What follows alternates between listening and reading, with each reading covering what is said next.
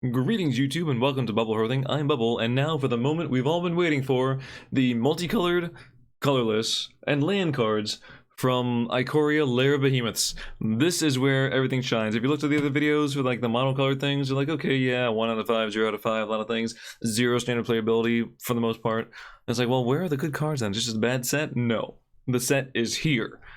And you're wondering why is Essence Scatter on the background, where that is very clearly, you know, a blue card, because the artwork is beautiful and I didn't have anywhere else to put it really. So not only do I have all the Mythos cards there and then like all the 7 art, but it's also something else.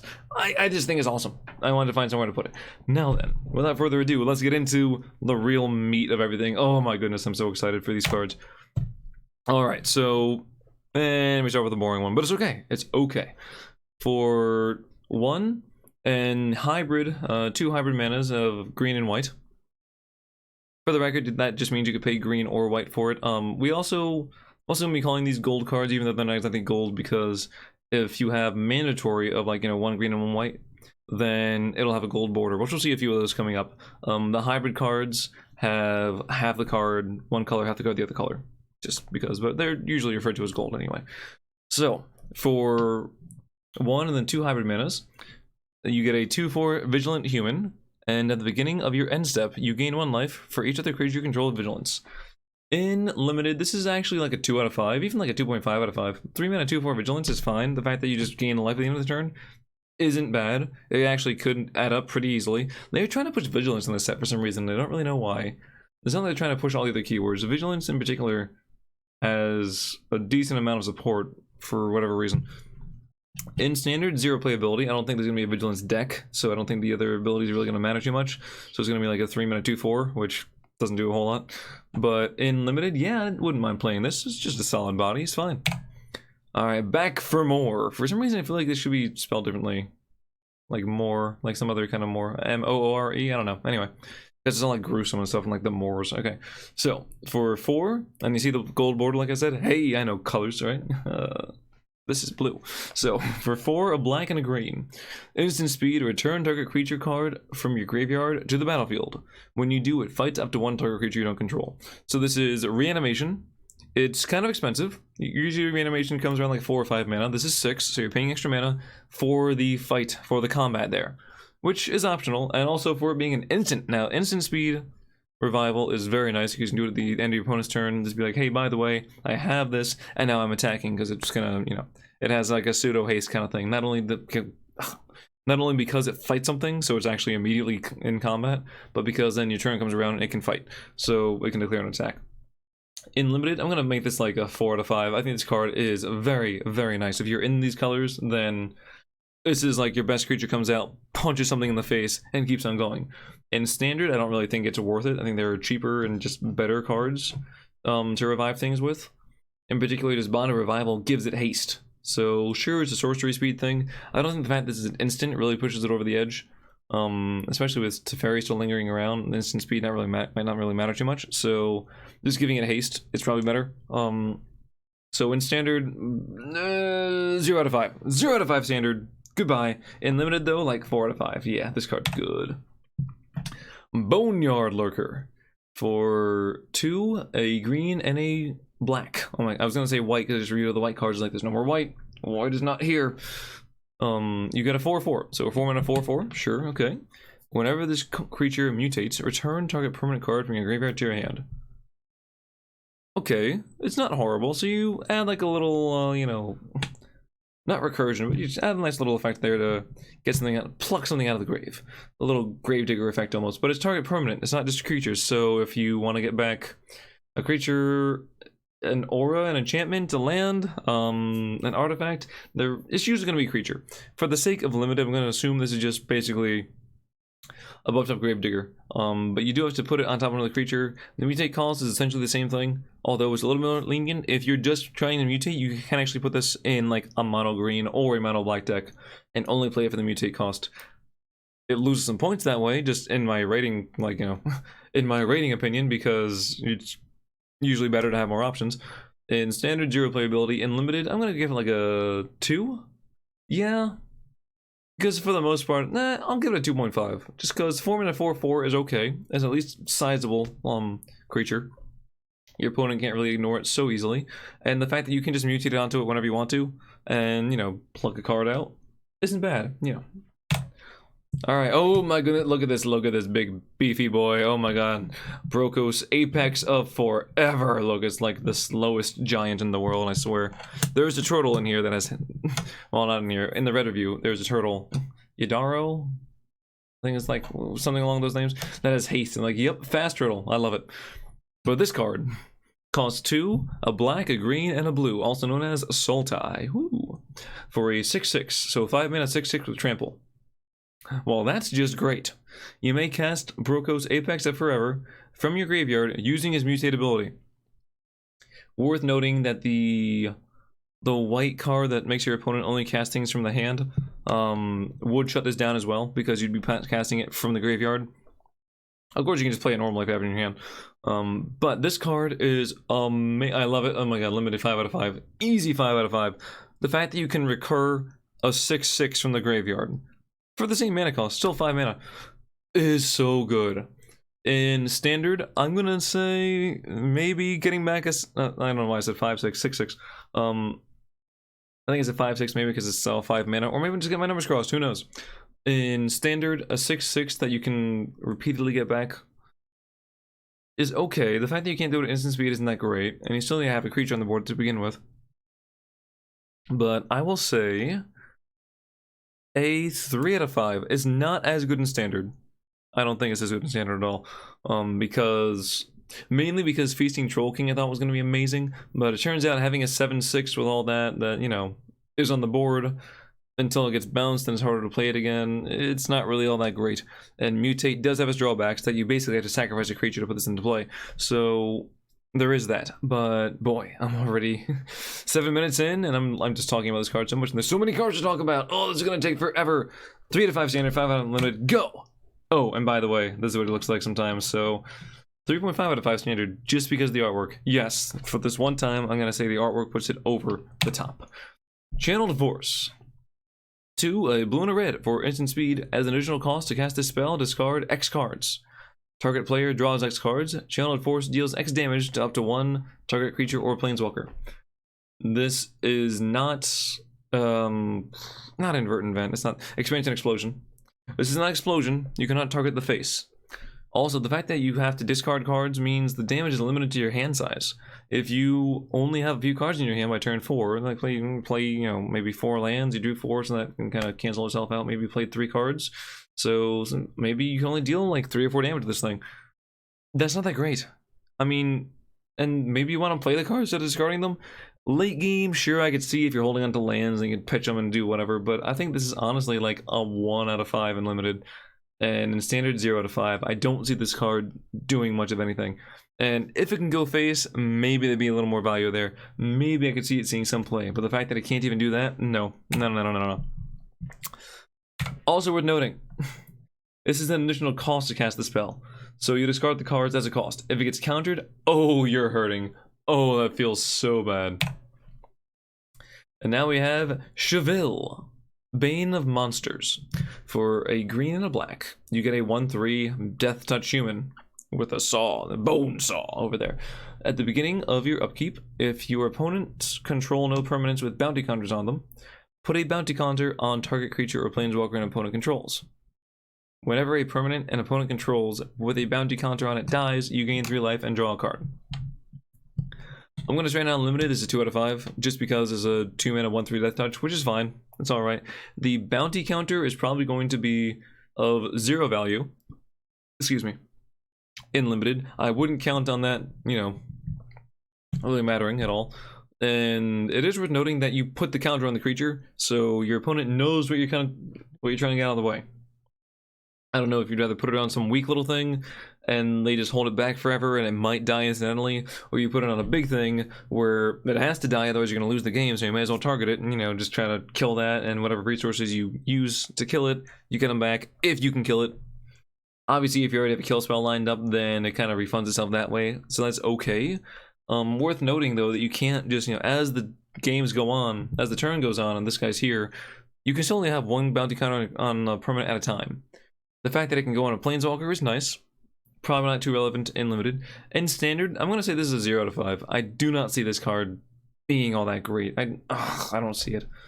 I mean, it can, you know, make your opponent not really want to trade so much with certain creatures, but otherwise it's still not that great. I mean, it can also work for some of the War of the Spark planeswalkers or anyone where it can minus and kill itself. Maybe you, like, it makes it want to just kind of hang out a little bit longer. Maybe you'll dealt 1 damage to Narset, so they can only use the ability once and then it has a counter on it, and it's like, well, if you use it again, I'm going to draw a card. So, and gain some life, so maybe you don't want to do it. But yeah, this card is kind of weird. I'm not a really big fan of the ability. I'm just going to pretend that ability isn't there and just say 2 mana, 1/3 Death Touch. Sure. 2 out of 5 limited, 0 out of 5 standard.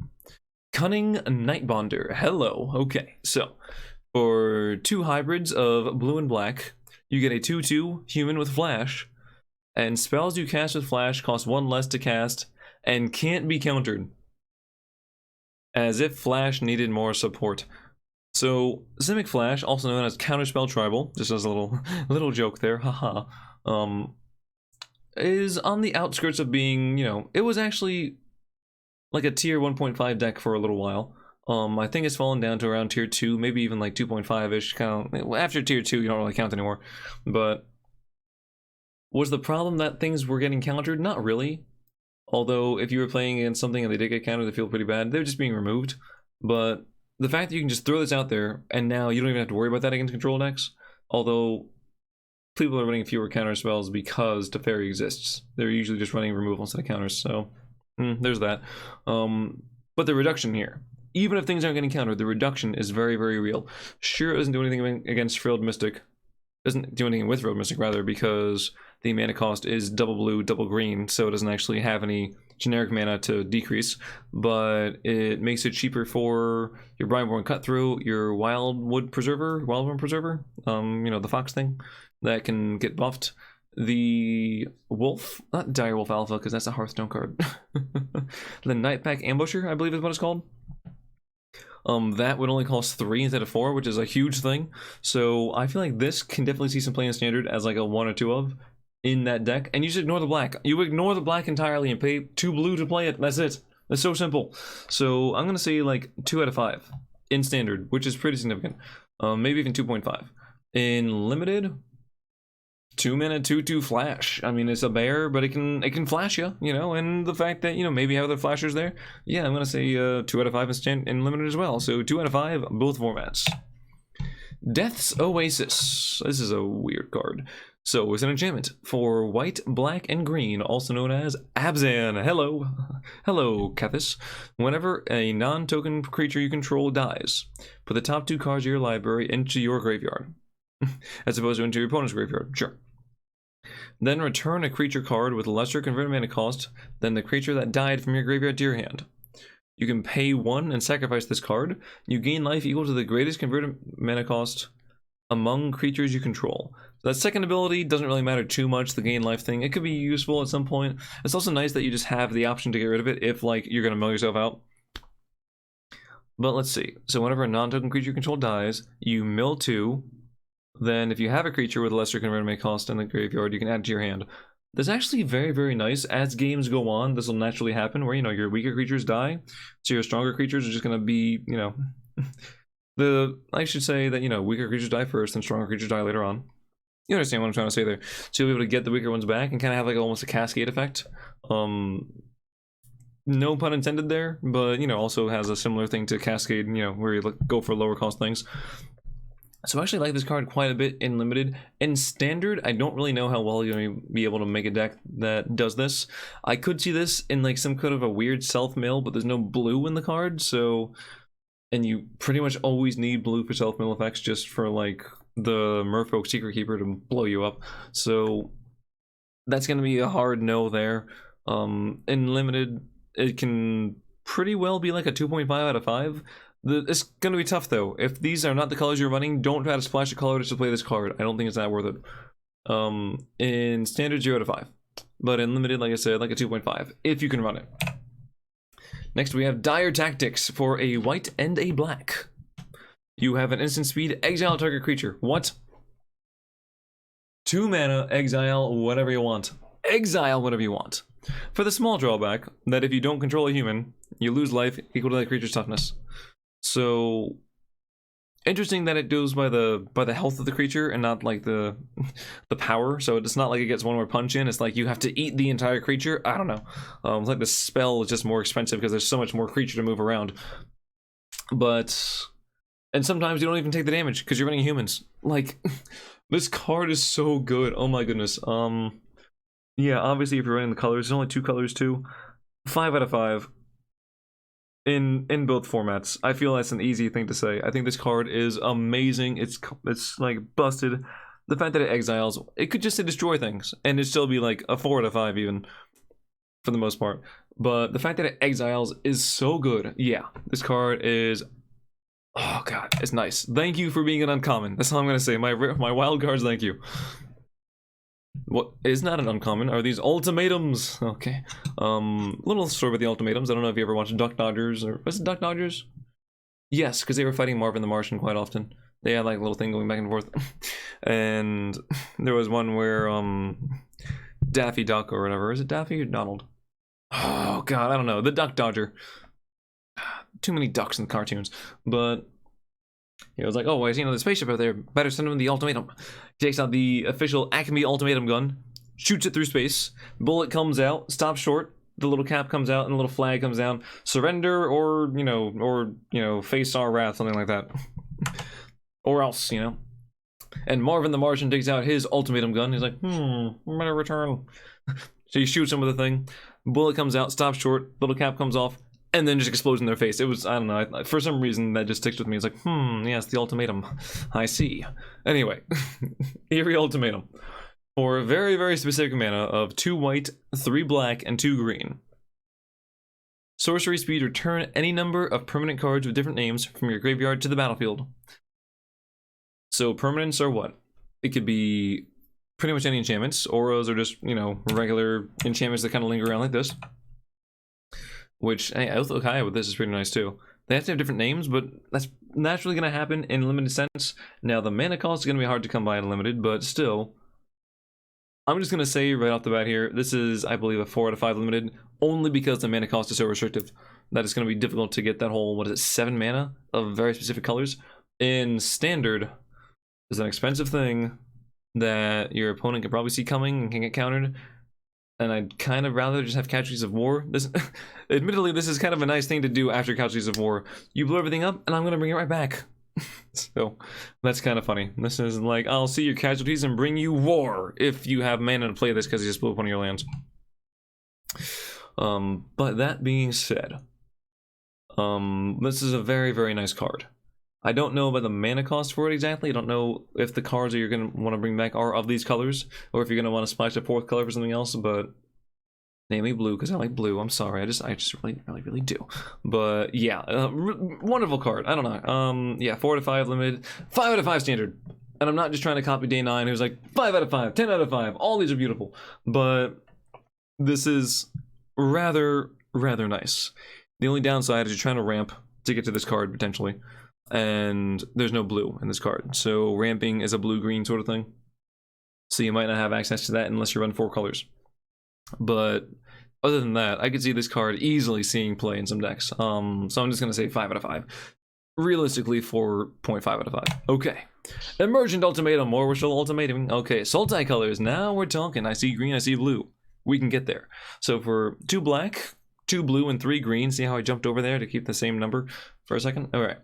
Sorcery speed, search your library for up to 3 monocolored cards with different names and exile them. An opponent chooses one of those cards. Shuffle that card into your library. You may cast the other cards without paying their mana costs, and then exile Emergent Ultimatum. Just a little timing thing here. Keep in mind that if your opponent has to ferry, you still get to pick the cards and you get one in your library and the other 2 gets exiled. You cannot cast them though because of the Teferi timing, which is such a pain in the ass. Teferi just coincidentally, like offhandedly shuts down so many cards, so many effects just because he exists. It's, oh god. Oh, I love control, so I love running Teferi, but honestly, it was a mistake. Like, Oko was a mistake just because the numbers were wrong. Teferi, his whole just shutting down an entire area of magic is just wrong. Okay, moving on though. So let's see, you do this, you do that, do a third thing. In limited, this is like a 4 out of 5 as well, just because, again, the mana cost is difficult, but basically, you do that, and you just pick 3 bombs, and unless your opponent has some kind of board wipe, you win the game. You have your 2 biggest creatures on the board, ideally, or 2 out of 3 of your biggest creatures, and you go crazy. And you should just take over the game from there. Or maybe you search out some really expensive enchantment, like the Sharknado thing, and, you know, that can be, it doesn't have to be a creature, it can be permanence as well. So let's see there. Actually, monocolored cards. It can actually also be a doesn't have to be permanence. It can be whatever. Search your biggest spell. Wow, okay. Not too bad, not too bad. Yeah, in fact, that kind of pushes it a little bit more. And I think that black, blue, and green are very synergistic colors. Abzan, not as much, but Sultai, I prefer. So I'm going to make this 4.5 out of 5 in limited, as well as in standard, 4.5 out of 5 out of 5 standard. 5 out of 5 standard. These colors are great. They're ramping colors. It's an expensive spell, but you already going to ramping anyway. You remove things. You can just play nonsense things. Casualties of War is an option, as well as big other creatures. Love it. Okay. Fiend Artisan. Oh boy, this is actually the Jim Davis card reveal. I know because Jim Davis is pretty cool. Now I'm wearing this tie because Jim said this was a nice tie. So he said I like the tie, and then he rated me. I was like, oh my god, I'm a fangirl now. Exactly like that. Yeah, so this is always going to be known as my like Jim Davis magic tie. Just whatever. Okay. So I'm just gonna annoyingly prop my arm up there. Let's not do that. That's not comfortable for anybody, especially you. Alright, so Fiend Artisan, for 2 hybrid manas of the black-green variety, you get a 1/1, a Nightmare. But Fiend Artisan gets +1/+1 for each creature card in your graveyard. So, remind you of anyone? Modern players? Modern kind of starts with a T, ends with an Armagoyf? Yeah. I know it's not the same. It takes longer for this thing to start going because Tarmogoyf gets buffed up much more easily by having, like, you know, a land and a creature and an enchantment and sorcery and whatever, and, you know, but if you're playing a deck with a whole lot of creatures and just some sort of mill, easily gets to a really large ability, very large power and toughness, huge stats. And then for X and 1 of either black or green, tap this, sacrifice another creature, search your library for a creature card with converted mana cost X or less, put it into the battlefield, then shuffle your library. That effect is very, very strong. This card is okay in the early game, it's okay. It's great in the late game where you can just say, I'm going to search for this huge creature and put it into play.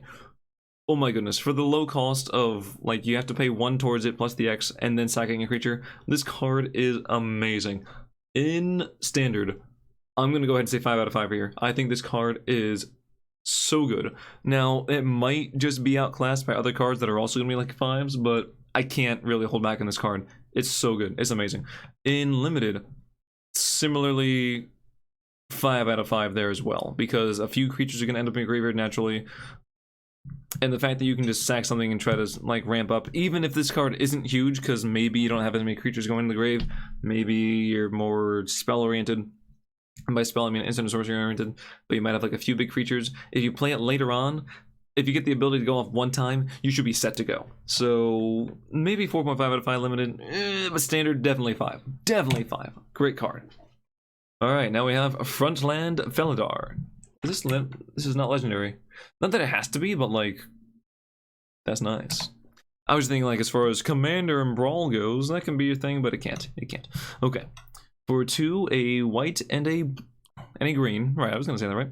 You get a 3/5 Cat Beast. That's a nice cat, too. Nice kitty. It looks more like a fox, but sure, kitty. It has Vigilance, and creatures you control with Vigilance have pay 1 and tap this to tap target creature. So tapping a creature with Vigilance is definitely not a huge drawback. So we can almost ignore the fact that it's tapping, because you attack and you don't tap anyway, so you can still do shenanigans there. In limited, although, like I said, there's also like a Vigilance kind of like sub-theme going on. Even though you're probably not going to have too many things with Vigilance to get this ability to go off, the fact that it just works with itself is amazing. And a 4-mana 3/5 Vigilance card is still really good. So in that sense, I'm going to say 3 out of 5 in limited. Standard 0 playability. I don't see it. I don't see it ever. Having went to villainous creatures that can tap opponent's creatures doesn't really win you the game too often, because the core mechanic of your deck gets countered by people that just don't run that many creatures. Oh wow, well I guess I can block, but it doesn't matter, and I can tap your creatures that you don't have. Yeah. So standard 0 out of 5, but in limited, yeah, like a 3, 3.5. Yeah, easy. Good card. General Kudro of Dranith. For 1, a white and a black, you get a legendary human.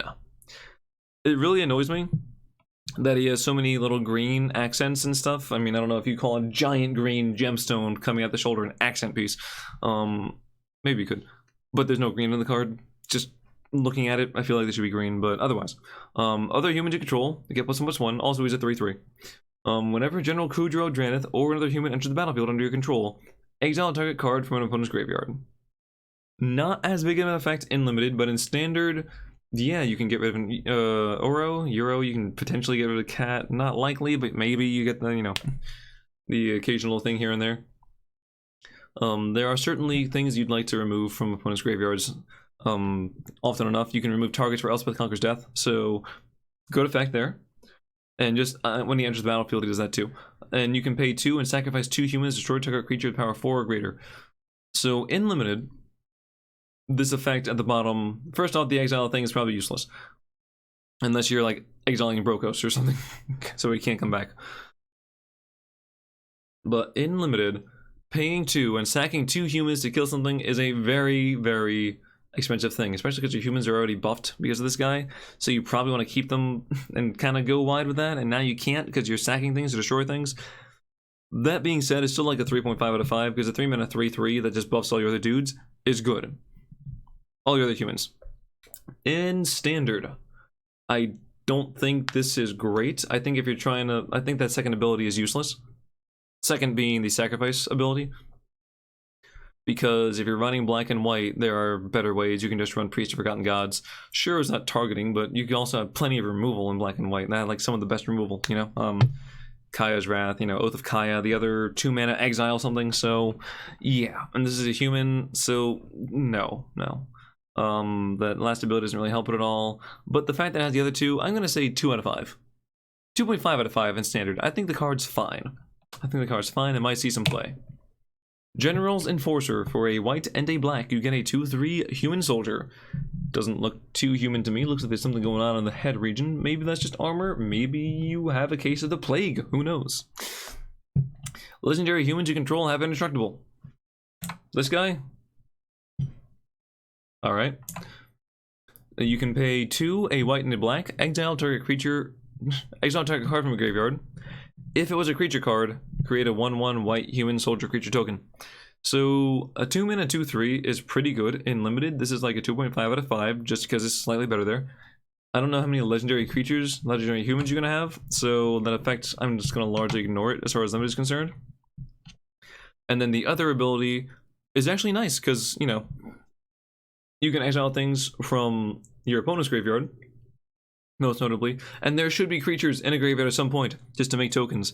Even though the tokens aren't great, the fact that you can just do it if you have nothing else to do is good. So yeah, easy, like 2.5 out of 5 in limited. In standard, 0, because there are better ways to exile things if you really want that ability, and giving things indestructible is good, but legendary humans is a very, very narrow thing to make indestructible, and this guy itself has 0 protection, so yeah. Ooh, Genesis Ultimatum. Hello, another ultimatum. Oh, look at this artwork, so nice. There's so many things, and the swirly thing, and the lights, and there's life. Oh my goodness. Oh, it really just conveys energy, this card artwork. I love it. So, for 2 green, 2 red, and 3 blue, you get the sorcery of, look at the top 5 cards of your library, put any number of permanent cards from among them onto the battlefield, and the rest into your hand. Then exile this card. So, it's unfortunate you can't like keep going back and forth. And before anyone says yes, you're gonna have the cases where you just put 5 land onto the battlefield, or you reveal the top 5 and it's all sorceries and instants and stuff, and you just draw 5 cards for 7, which isn't horrible, admittedly, but it's not what you want.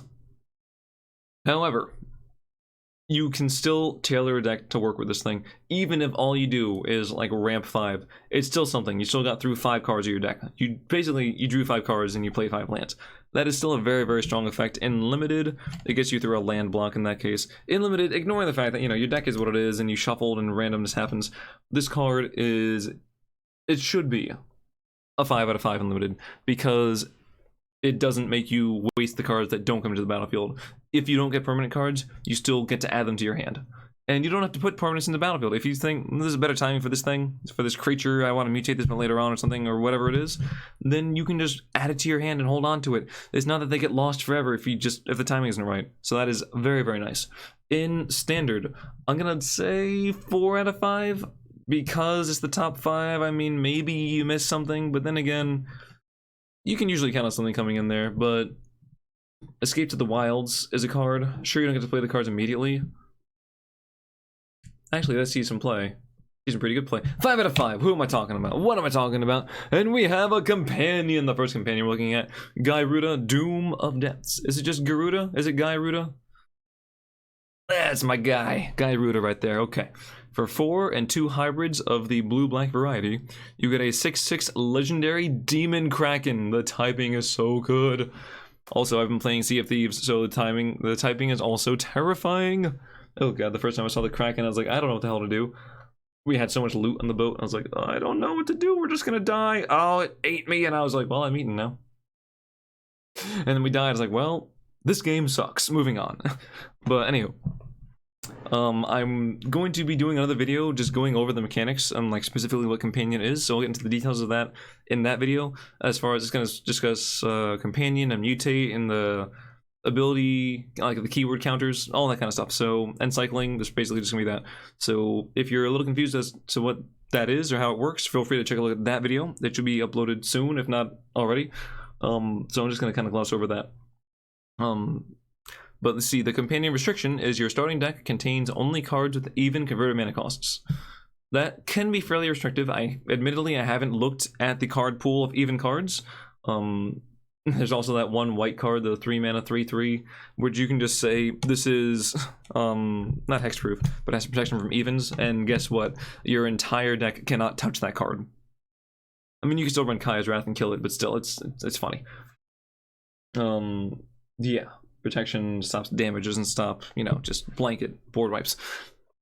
So the other ability though, when Gyruda enters the battlefield, each player puts the top 4 cards of their library into their graveyard.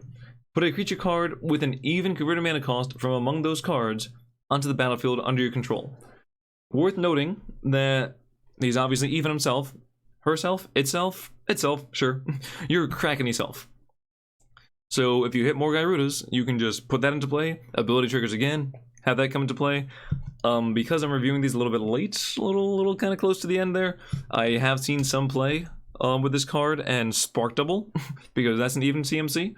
So you have that, and you get more abilities to trigger, and like just basically mills everything, which is crazy. If you have this with, I want to say Lunala, but it's not Lunala. Illuna? No. The Broodmoth. Luminous Broodmoth. That's actually just what it's called. It doesn't actually have a proper name. With Mothra, there we go. Then if you have multiples, they come back and they can fly and stuff. And like legendary rule can apply, but you can still get like a flying one at the end of the day. It's just such a nice card. Oh my goodness. And it doesn't have to be your companion. You can just put this in your deck. In limited, 5 out of 5. Absolutely. Just because you play it, both people mill some, you're probably going to hit something. If not, it's a 6 mana 6/6. And you should put a creature into the battlefield. Oh, so nice.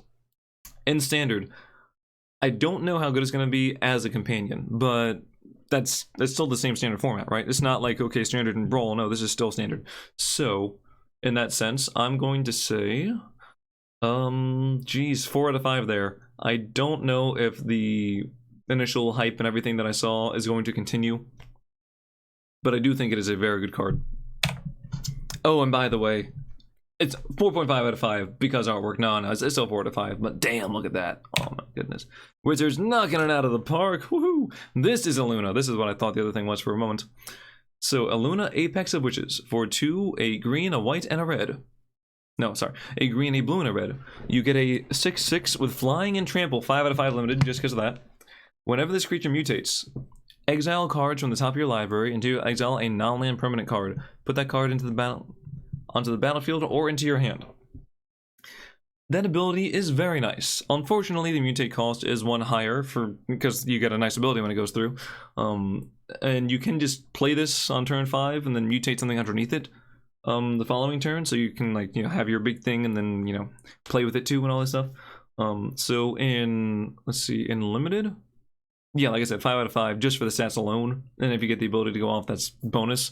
Worth noting that the card you exile stay exiled, except for that one that you might put into the battlefield into your hand. That one obviously knows where it was, but everything that you hit that is not a permanent is gone. That is not a null and permanent. You're not getting that back. So, just be careful if you're towards the end of the deck and you're like, well, I'm just going to do this, and oh, there goes everything. Oh, turns out I didn't have any more targets. Damn. Whereas you could just play this and, swing it and win.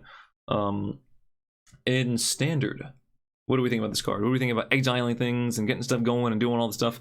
I think that's still pretty damn good. So I'm going to say 5 mana here. You can do the stuff. You can play the cards. Ooh, 4 out of 5 Standard. You know what? I'm going to dial it back 3.5 out of 5. Yeah. Flying and Trample is nice. No, 4 out of 5. I'm putting it right back. 4 out of 5. Hell yeah. You know why? Because Ghidorah. That's why. Damn. Oh, God. I really want all those cards. They're probably going to be at a premium price, obviously, but oh, they're so nice. All right, we have Inspired Ultimatum. For 2 blue, 3 red, and 2 white. Sorcery speed. Target player gains 5 life. Inspired Ultimatum deals 5 damage to any target, and then you draw 5 cards. It can hit any target. You gain life, you draw cards. 5 out of 5 for dealing 5, drawing 5, and dealing 5, and gaining 5. And it costs 7 because it should cost 5. No, it shouldn't. This is not a Grizzlebrand. This is something else. 5 out of 5, both formats. Don't even think twice about it. This card is something you kind of just build your deck around, actually. This is pack 1, pick 1. Guess what? You're Jeskai now. Alright, Gigantha the Wellspring. 4 and a hybrid green-red. For a 5/5 elemental elk companion, no card in your starting deck has more than 1 of the same mana symbol and its mana cost. Which is very, very weird. And honestly, I think it's a very, very difficult thing to work around. It means that you can't have any, you can have a single thing with 1 red. And then you can't have anything else that's geez. So you can have a thing that costs red. You can't have anything else that costs X and a red. Or double red, then there's only 2 of those. Yeah, that's really... It forces you to play at least 3 colors, or even 4 colors, basically. Or a land deck, because... and land is not a deck. Because Field of the Dead's gone. Just because I don't even know if there's that many cards you can make a deck with out of this. As far as this goes, and then the ability to tap and you add 1 of each color, but it can only be spent... Can't be used to pay generic mana costs. Basically means you maybe tap and add 2 or 3 mana. Honestly, in Constructed, in Standard, I'm gonna say 0 out of 5. I don't like this card at all. I think this card is trying to do too many things and just not getting there. In Limited, it's a 5 and a 5/5, and it ramps you a little bit, so sure, why not? I don't actually think it's gonna be possible to fulfill the requirement in Limited for the companion, but in just a regular throw it in your deck thing, it's actually okay. 2.5 out of 5. Yeah. Jubilant Skybonder. For 1 and 2 hybrids of the white-blue variety, you get a 2/2 flyer. And creatures you control with flying have spells your opponents cast that target this creature cost 2 more to cast. So there is also a flying sub-theme in Ikoria. So in Limited, this is going to be a 2.5 out of 5 just because of the 3/3 flyer that protects itself as well as other things in the air, so that's pretty nice. In Standard, 0 out of 5 because Azorius Flyer as well as a thing. There are other cards it wants to run. The biggest concern it has is board wipes, not single target removal. Also, it's already running blue and white, so you can already counter things and quench things, so you're not really worried about taxing your opponent a little more. Okay, moving forward. Oh, so Standard 0 out of 5. Yeah, I said that already. Okay, Kahira, the Orphan Guard. Okay, I guess, yeah, this, oh my god, the little orphan creatures. Oh, it's so nice. Okay, you pay 1 and 2 hybrid mana of the green-white variety for a 3/2 Cat Beast. It has Companion, the requirement being each creature card in your starting deck is a cat, elemental, nightmare, dinosaur, or beast card. So, lot of options there, a lot of leeway. Not really as much of a restriction. I like it. It is a 3/2 with vigilance, and each other creature you control that's a cat, elemental, nightmare, dinosaur, or beast gets +1/+1 and has vigilance. In limited, I could see this card being pretty damn. This is already really damn good, honestly, because there's a lot of things this already hits. A lot of the big creatures are cats or elementals. There's also nightmares going on. Dinosaurs, there's a few. I don't think there's as many dinosaurs, but there's still like a few of those too. So absolutely limited. This is like a 4 out of 5. Actually, it's each other creature 3.5 out of 5 because having a 3/2 vigilance, it still probably dies pretty easily, but it's still a very, very nice card. In standard, the fact that it would just immediately buff all your creatures and give them all vigilance. I don't know if it's going to be a very, very fast deck, but you're running Selesnya, which is a pretty nice set of colors for this to be in, because you can go wide with that and kind of buff things up in the wide fashion, and there's no restriction onto like the non-creature spells you can have. So I'm going to say 3 out of 5 in standard. I think this can definitely see some play there. And you can also put more of them just into your deck, because it's a cat beast. Cool. So you can just have more things buffing. Of course, you know, stacking vigilance does nothing, but having them all just buffing each other, hell yeah. Karuga the Macro Sage. 3 and 2 hybrids of the green-blue variety. Yes, I'm going to say, I'm going to describe a hybrid mana that way every time. It is a 5 mana 5/4.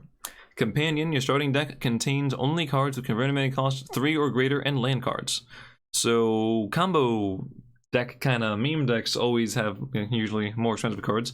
So it's not that difficult to work out, but it means that even if you're playing things like you're in blue and green, or maybe just one or the other, no Growth Spiral hurts a lot, no Krasis hurts a lot, no Crocs, that doesn't matter because it's 2 colors you're not playing. Uro still works with us, but and the fact that it cuts those cards out immediately is not very nice for you. No negates, no quenches, not really that big a deal, but still not good. Or is it quench cost 2? Yeah, quench cost 2. Not a huge fan there. When Karuga the Macro Sage enters the battlefield, draw a card for each other permanent you control with converted mana cost 3 or greater. Honestly, it's not super nice. I don't really think it's fantastic, and it doesn't even count itself towards that. Because of that, is going to be a 2.5 out of 5 in limited, because I think you could probably still get like 1 card off of it. So a 5 mana 5/4 draw a card would definitely see some play, and there's a chance you can maybe try to make the companion thing work. I don't think it's a great companion, but in standard it might be more companion worthy, because just having that option of having it to the side is okay, but I really wouldn't want to put it in my deck, because geez, like it's just so unreliable. So because of that, I'm gonna say like maybe 2 out of 5 standard. It's still a companion. It still has some card draw attached to it.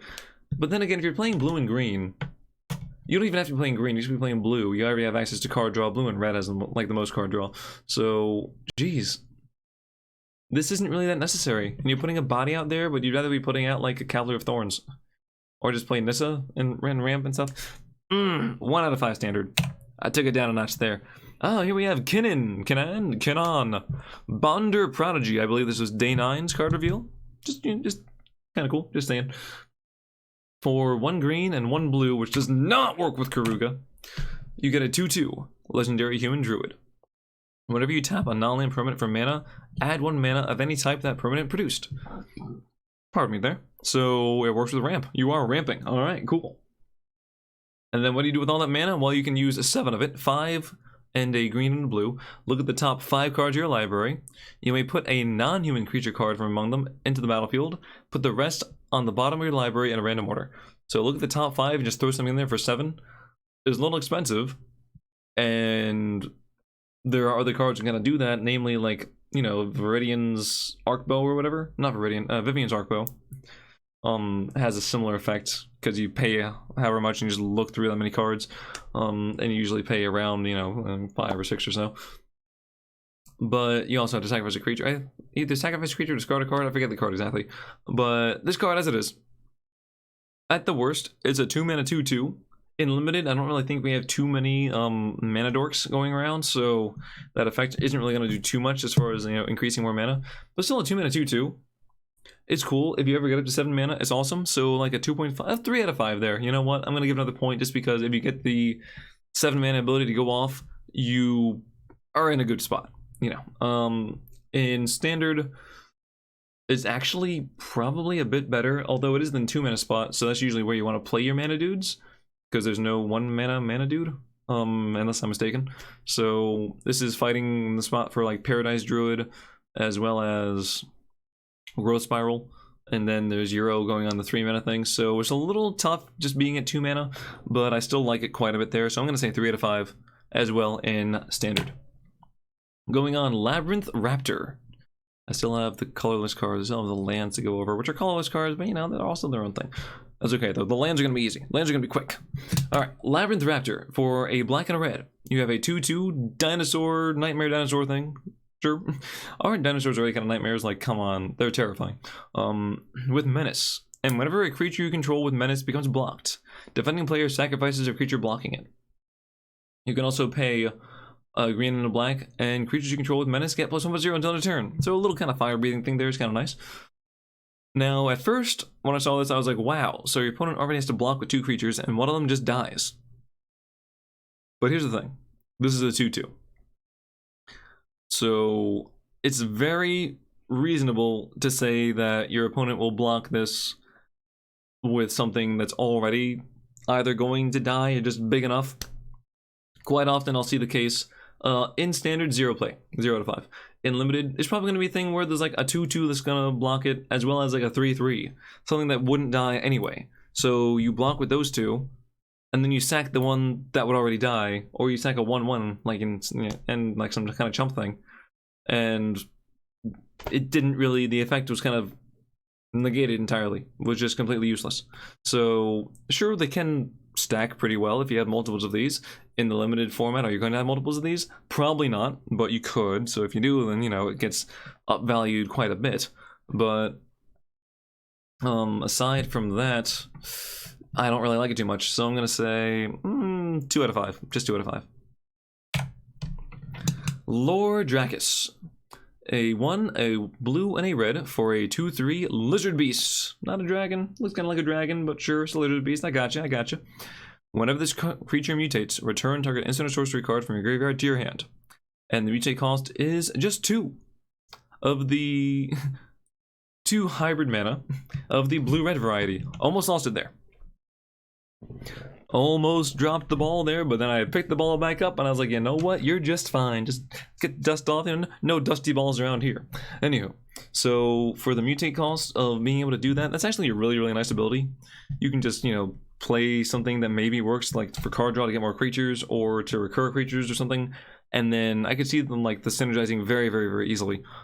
In limited, I'm gonna say this is about a 2 out of 5 there. If you can get the ability to go off, that's nice, but a 3 mana 2/3 isn't really a great body. But if you can get back a reliable, like a solid, like a kill spell or something, then that's awesome. In standard, this is going to be a 1 out of 5.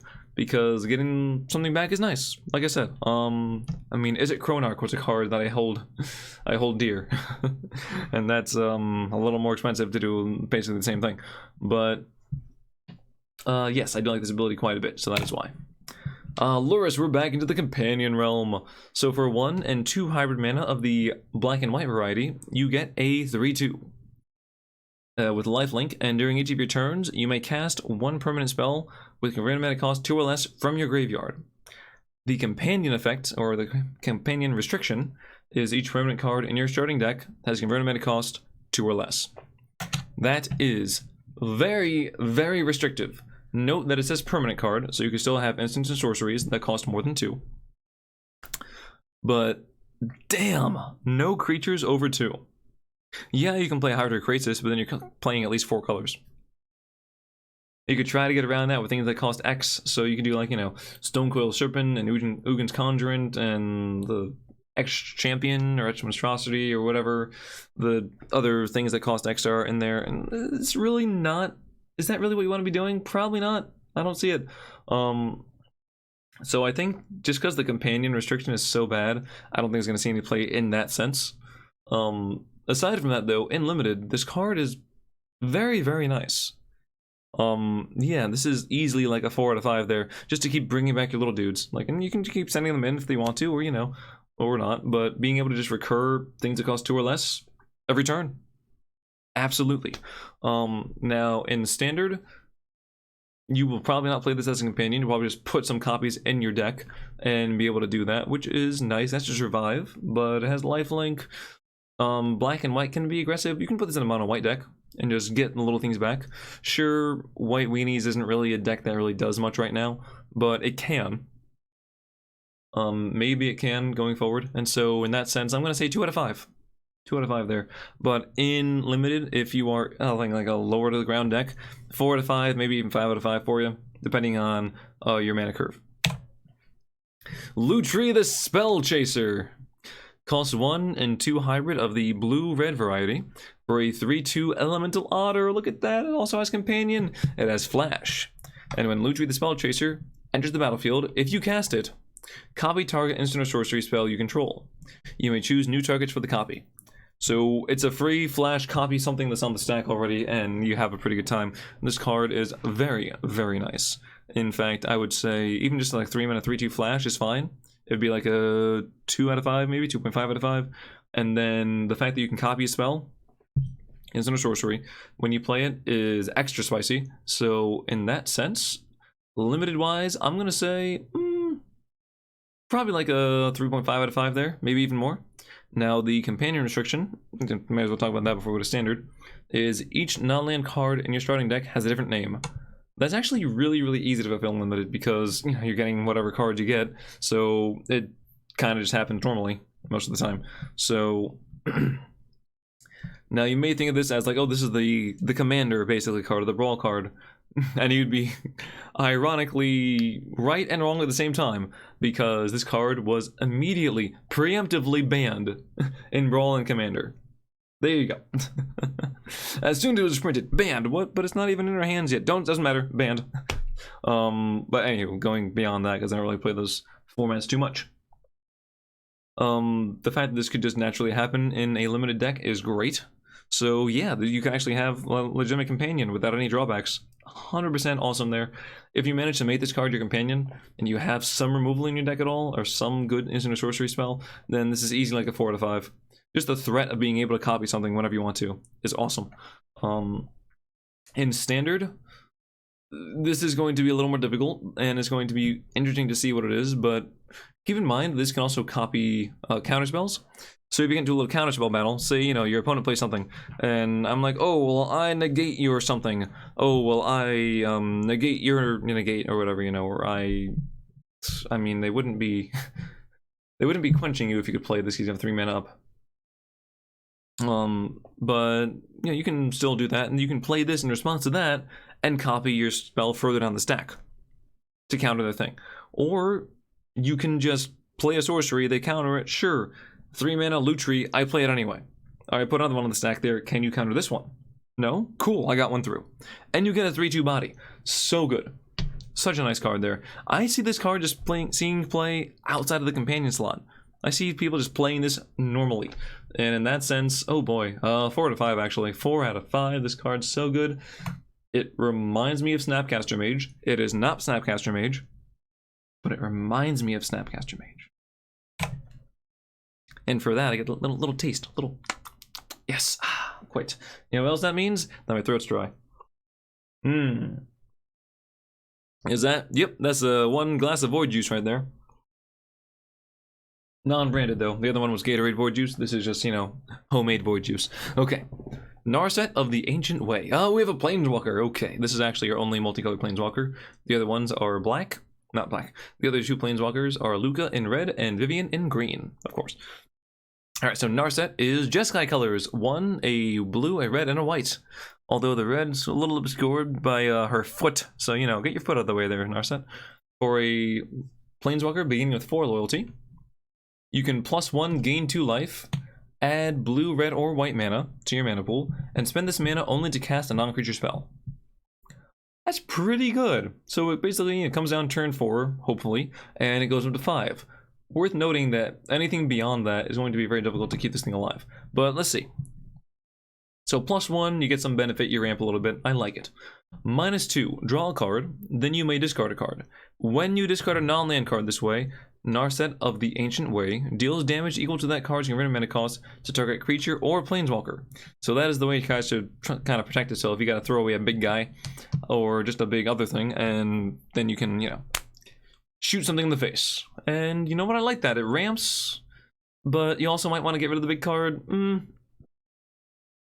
There's a really weird duality there where the first ability ramps, so you want to have their more expensive cards, but if you need to remove them, it's good. So either way, you're going to be running higher cost cards. So yeah, actually that works pretty well as far as deck building goes. Okay, I'm on board. Keep on going. -6, the ultimate ability. You get an emblem. Oh, I like emblems. With whenever you cast a non-creature spell, this emblem deals 2 damage to any target. So not quite Ral. Is it Viceroy? Was it Ral Zarek? Or is it Viceroy? No, I think is it Viceroy has the better ultimate. I forget exactly which one, but the better one, you know? But still a very, very strong effect there. Hopefully you run this with other things where you just kind of draw cards, so you can cycle through and keep playing cards and play on every single non-creature spell you have just happens to deal 2 damage. You pick off whatever threats you have on the board and then just go face, and eventually you just win that way. Rather nice. In limited. The fact that you can't use the mana from the +1 ability to play creatures does hurt, but I feel like I should just give it a 5 anyway. It's removal, but you have to throw something. I'm going to give this a 4 to 5 limited. You can remove something, and you can ramp a little bit, but usually what wins the game in limited are creatures on the board. And the fact that this doesn't help you with creatures on the board, and you have to discard cards in order to kill other things, it hurts. It hurts. In standard, I'm also going to give this a 4 out of 5 standard, because the emblem doesn't win the game right away. The plus ability is fine, but you want to have this thing survive first off, otherwise you might not even be able to use it. And the minus ability does come at a cost.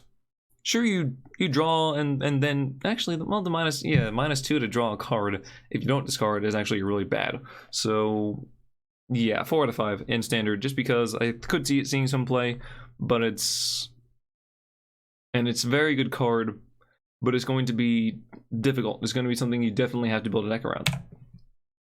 Necropanther. A 1 mana, white and a black for a 3/3. Cat Nightmare. Yeah, that cat definitely seen some. Actually, this is your average cat. I don't know why. It just looks like a regular cat, just going crazy. Like, that's what cats do. Anywho, whenever this creature mutates, return target creature card with converted mana cost 3 or less from the graveyard to the battlefield. Hello! So you get a 3 mana 3/3, or you pay 4 mana, basically, or you mutate on something, and you get a weaker creature, you know, not a weaker creature, but a 3 or less creature onto the battlefield. Not just into your hand, it hits the board. This is very, very nice. I'm going to say, like, oh, geez, 4 to 5 limited. Not that it's necessarily going to run away with the game, but I think you play as many of these as you can, just because baseline, it's fine. 3 mana 3/3. And then you mutate and you revive things. Come on, that's so good. In standard, I'm going to say, I'm going to give this, the fact that it can revive things that cost 3 or less, it might actually see some play because there's a lot of 3 mana creatures that are good. So I'm thinking of Mayhem Devil. I don't know, whatever.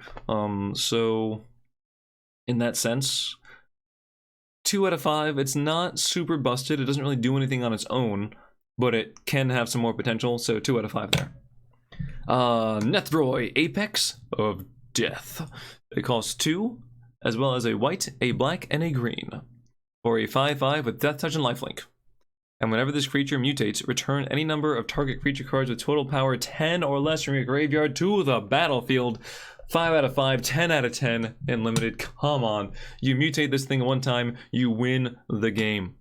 That's it. You take all the creatures in the battlefield, they all just BAM! You can get 2 big ones or 3 medium-sized ones or a big one and then a little guy, and you should win.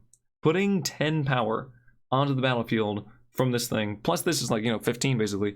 Unless you're mutating it, which you're already mutating, so maybe you have to subtract the original creature's power and toughness, because you're overlaying it, basically. We'll say maybe it gets a buff of, like, 2. So, putting 12 power on the board is huge.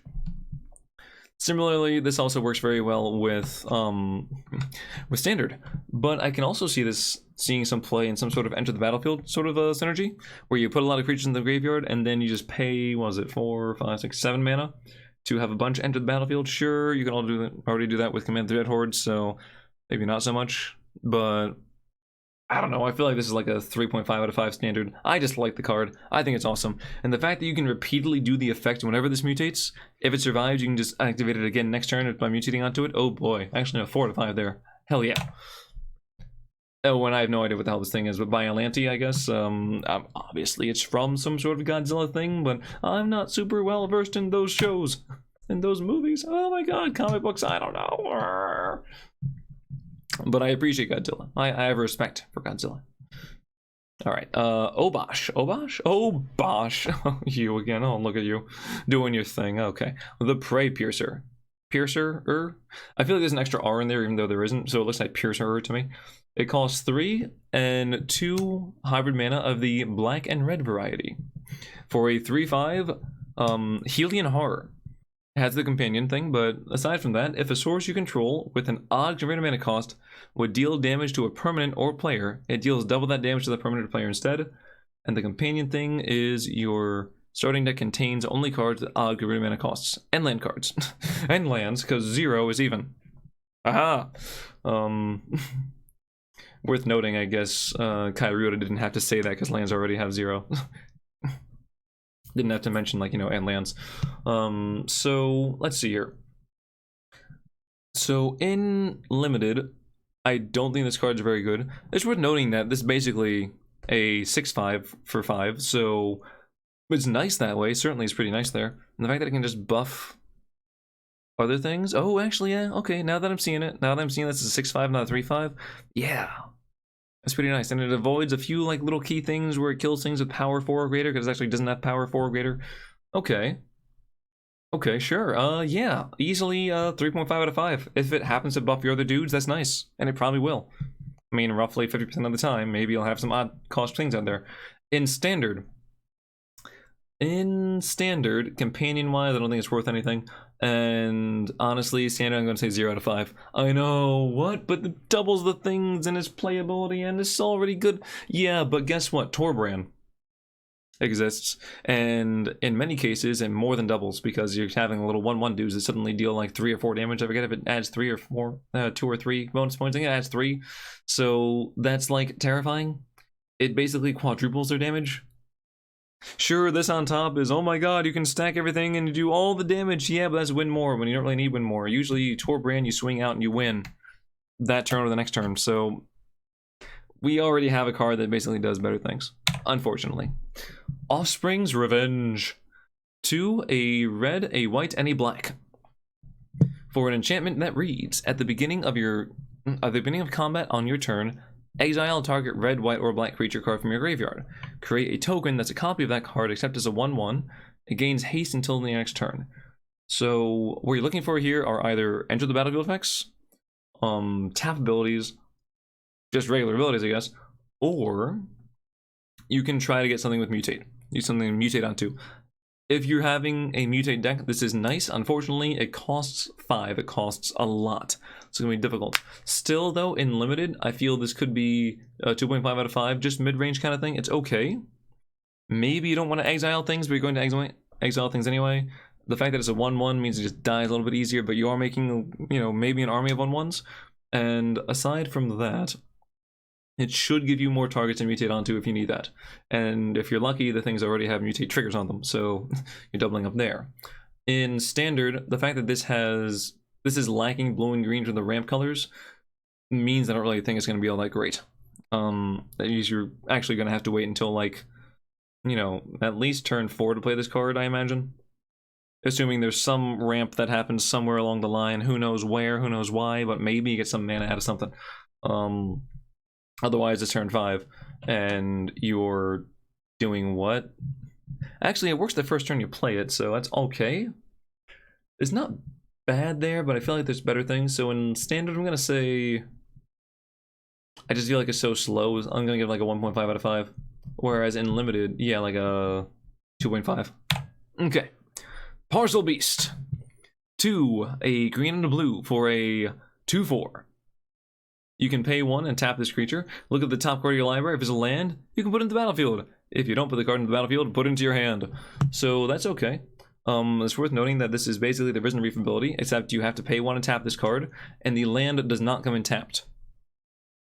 or you can mutate it for 1 green and 1 blue. I think that is really where you're going to be playing, using its thing. Now, that's where I get the most benefit, because basically a 2-mana 2/4 is really good.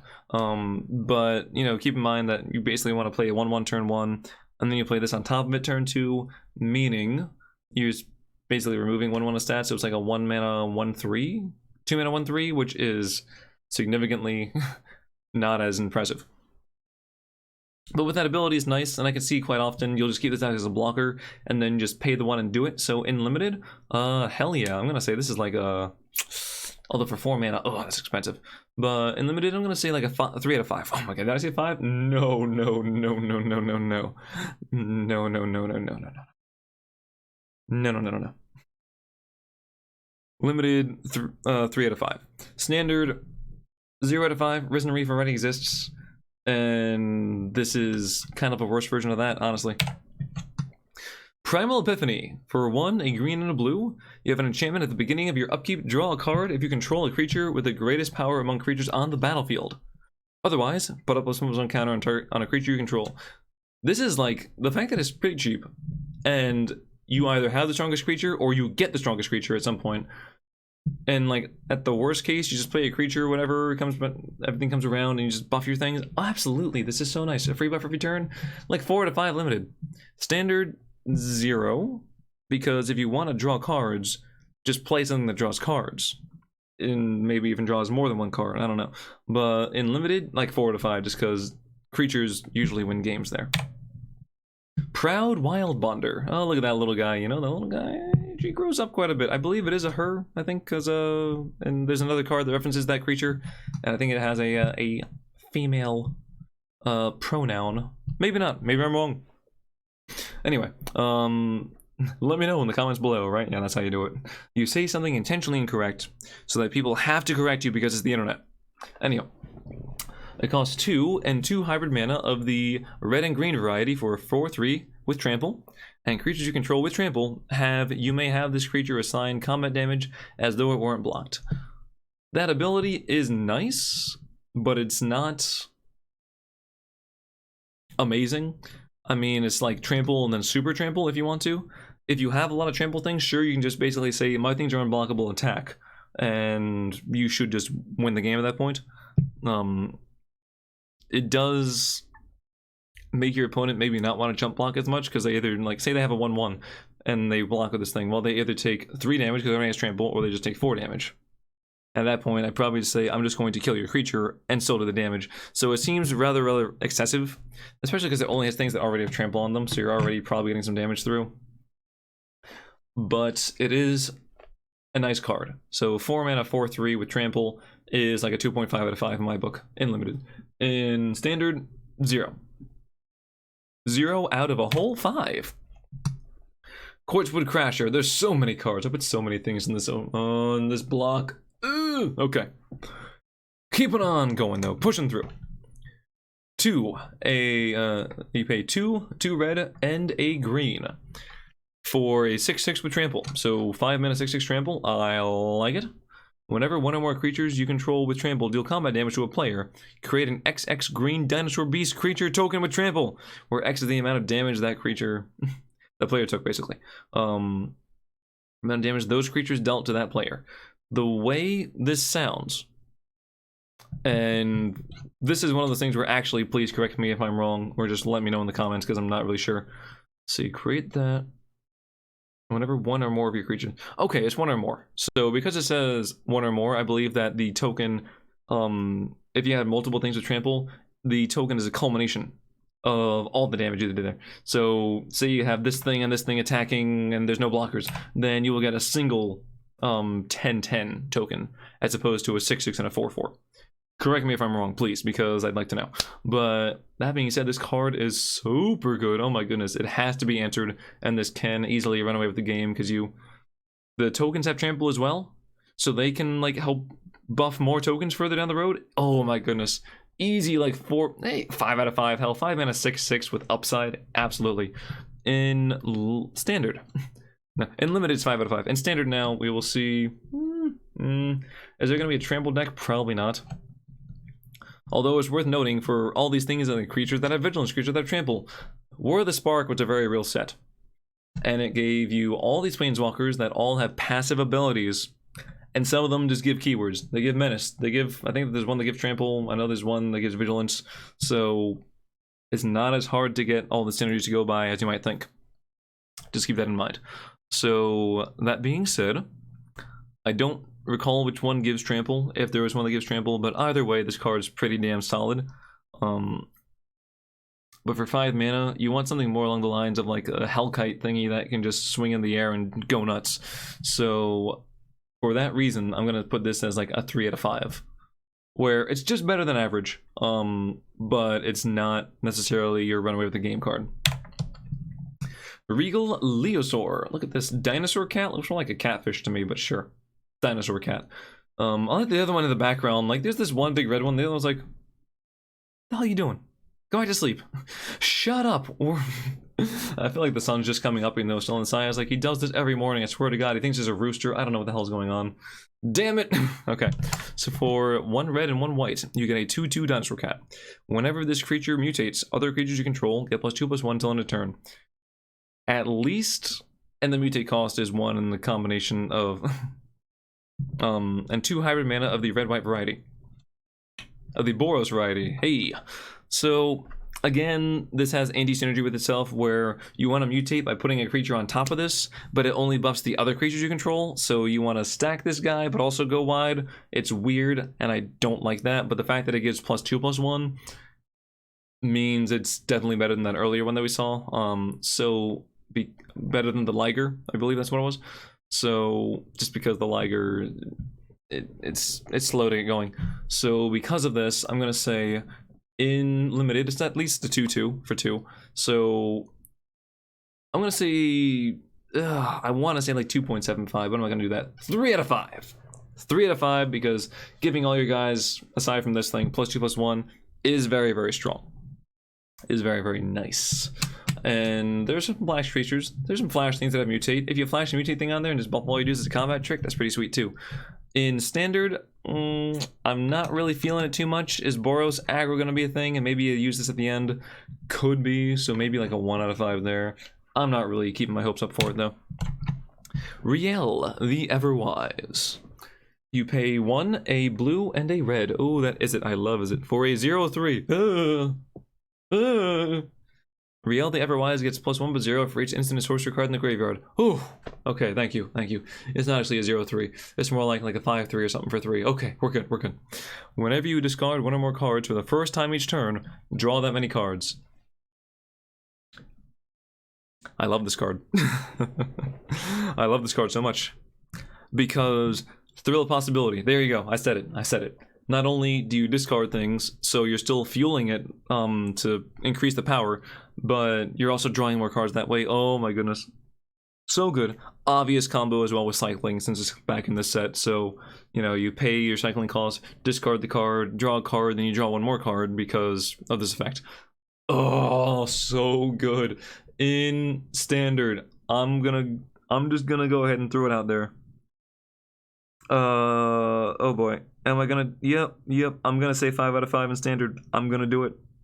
I know it really isn't very strong right now in standard, like, at all. Phoenix is not really a deck you play anymore, but, oh, I'm gonna say 5 out of 5, because, oh, I love, is my favorite 2-color combo. Esper is my favorite 3-color combo. Could you tell? But, yeah. In limited, if you have enough cycling, this card is very good. Don't count on having too many instant sorcery in the graveyard, though. Obviously, you'll know because you're making your deck, but again, you want to have more creatures. But it can block a few times, and even if you only have like 2 instant sorcery, which is kind of reasonable, a 3-mana 2/3, where whenever you cycle, you draw an extra card, is pretty good. So I'm going to put it at a 3.5 out of 5, because the synergy is kind of tough to get going. It requires other work that you might not already be doing, so maybe not really thinking about it. In standard, though, I love it. 5 out of 5! Oh my goodness. Ruinous Ultimatum. Hello, Mardu. 2 red, 2 black, and 3 white. Destroy all non-land permanents your opponents control. Oh my goodness. In limited, 5 out of 5 easy. If you can cast this, you should win the game, because by the time you have 7 mana, your opponent should have invested quite a bit, and then they die. And then they quench you, and you're like, oh man, no, they convolute you, that's the card. Oh my god, damn thing. Good thing I held on to those, good thing I had 11 mana the whole time, right? Goddamn.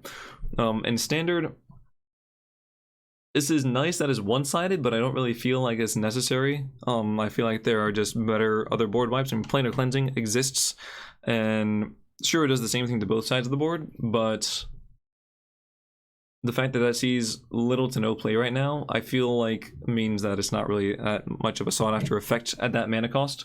So I'm going to say this is a 5 out of 5 because it's lovely. No, I think it's actually like a 3 out of 5 in Standard, but oh boy, and you can't really ramp too easily either. I'm going to stick with 3 out of 5 because the one-sided board wipe is strong. Savvy, Thundermane. Sava-E! There we go. Sava-E, okay. For a red and a white, you get a 3-2. Okay. 2 mana, 3-2. Lovely. Whenever you cycle a card, you may pay 2. When you do, Sava-E, Thundermane deals 2 damage to target creature and you gain 2 life. So whenever you cycle, pay an extra 2 and get a little tiny lightning helix to go off. Yeah, I mean, in limited, just a 2 mana 3-2 was great. So like 3.5 out of 5 there. You probably don't have too many cycling things, and paying an extra 2 to shock something isn't bad at all, but that's a lot of mana you're putting into something that might not actually happen too often, so that's why I'm going to say 3.5 out of 5. In Standard, no. No? No? No. 1.5 out of 5 Standard. Okay, there we go. Skull Prophet. You pay a black and a green for a 3-1. Hey, this is actually a mana dork. Okay, cool. You can tap it to add black or green, or tap it to put the top 2 cards of your library into your graveyard. This is going to see play. This is definitely going to see some play in Standard. I don't care. I don't really know exactly what's trying to put cards in the graveyard, but this is going to be easily like a 2.5 out of 5. I don't know if it's going to outclass Paradise Druid because Hexproof is very, very strong. And 3-1s rarely attack. You really care about that, but I guess if you're blocking stuff, then you could block something a little bit tougher and, you know, trade with it. In Limited, this is actually quite nice again because there's so many cards that cost a lot and have specific mana costs, so being able to create either black or green is very, very nice. So I'm gonna say 3.5 out of 5 again in Standard, in Limited rather, just because it only has 1 toughness, so how long is it really going to stay alive? In Standard, similarly 3.5 out of 5, because it does ramp you without, you know, running blue and stuff. And if you want to, there are some decks that want to mill, and it just gives you free mills at the end of the turn, so why the hell not? Or whenever, when you tap them. Skycat Sovereign. For a blue and a white, for, what's that? Azorius? Cool. You get a 1/1 flyer. And it gets +1/+1 for each other creature you control with flying. Or you can pay 4 mana and make some flyers. So in Standard, 2 mana 1/1 flyer is actually pretty bad. The fact that you can pay 4 mana though, start spit out flyers and start just buffing this guy is rather nice. I think that's just gonna make it a 3 out of 5 right from there. Going from like 1 out of 5 to 3 out of 5 is a huge jump, but the fact that this is a mana sink, which is usually a very sought after thing in Limited, because you know, you end up either top decking or in some kind of weird stalemate and like, well, okay, draw, attack, whatever. Nothing's going on. And mana sinks break stale boards, break stalled board states. So that's why 3 out of 5. In Standard, 0 out of 5. Azorius Flyers is a thing. I don't really know if this is going to care about it too much. And they already have like Rally of Wings to just win the game that way. So do you really need this guy to get buffed? Slitherwisp. I was worried this card was going to be in Japanese because one of the versions on Mythic Spoiler has it in either Japanese or Chinese or some language that, some Asian language. So I was concerned, but I got the English one. Props to me. Okay.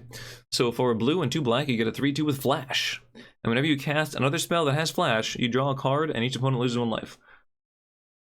In Standard, I'm going to say that first, I feel like this is a 2.5 out of 5.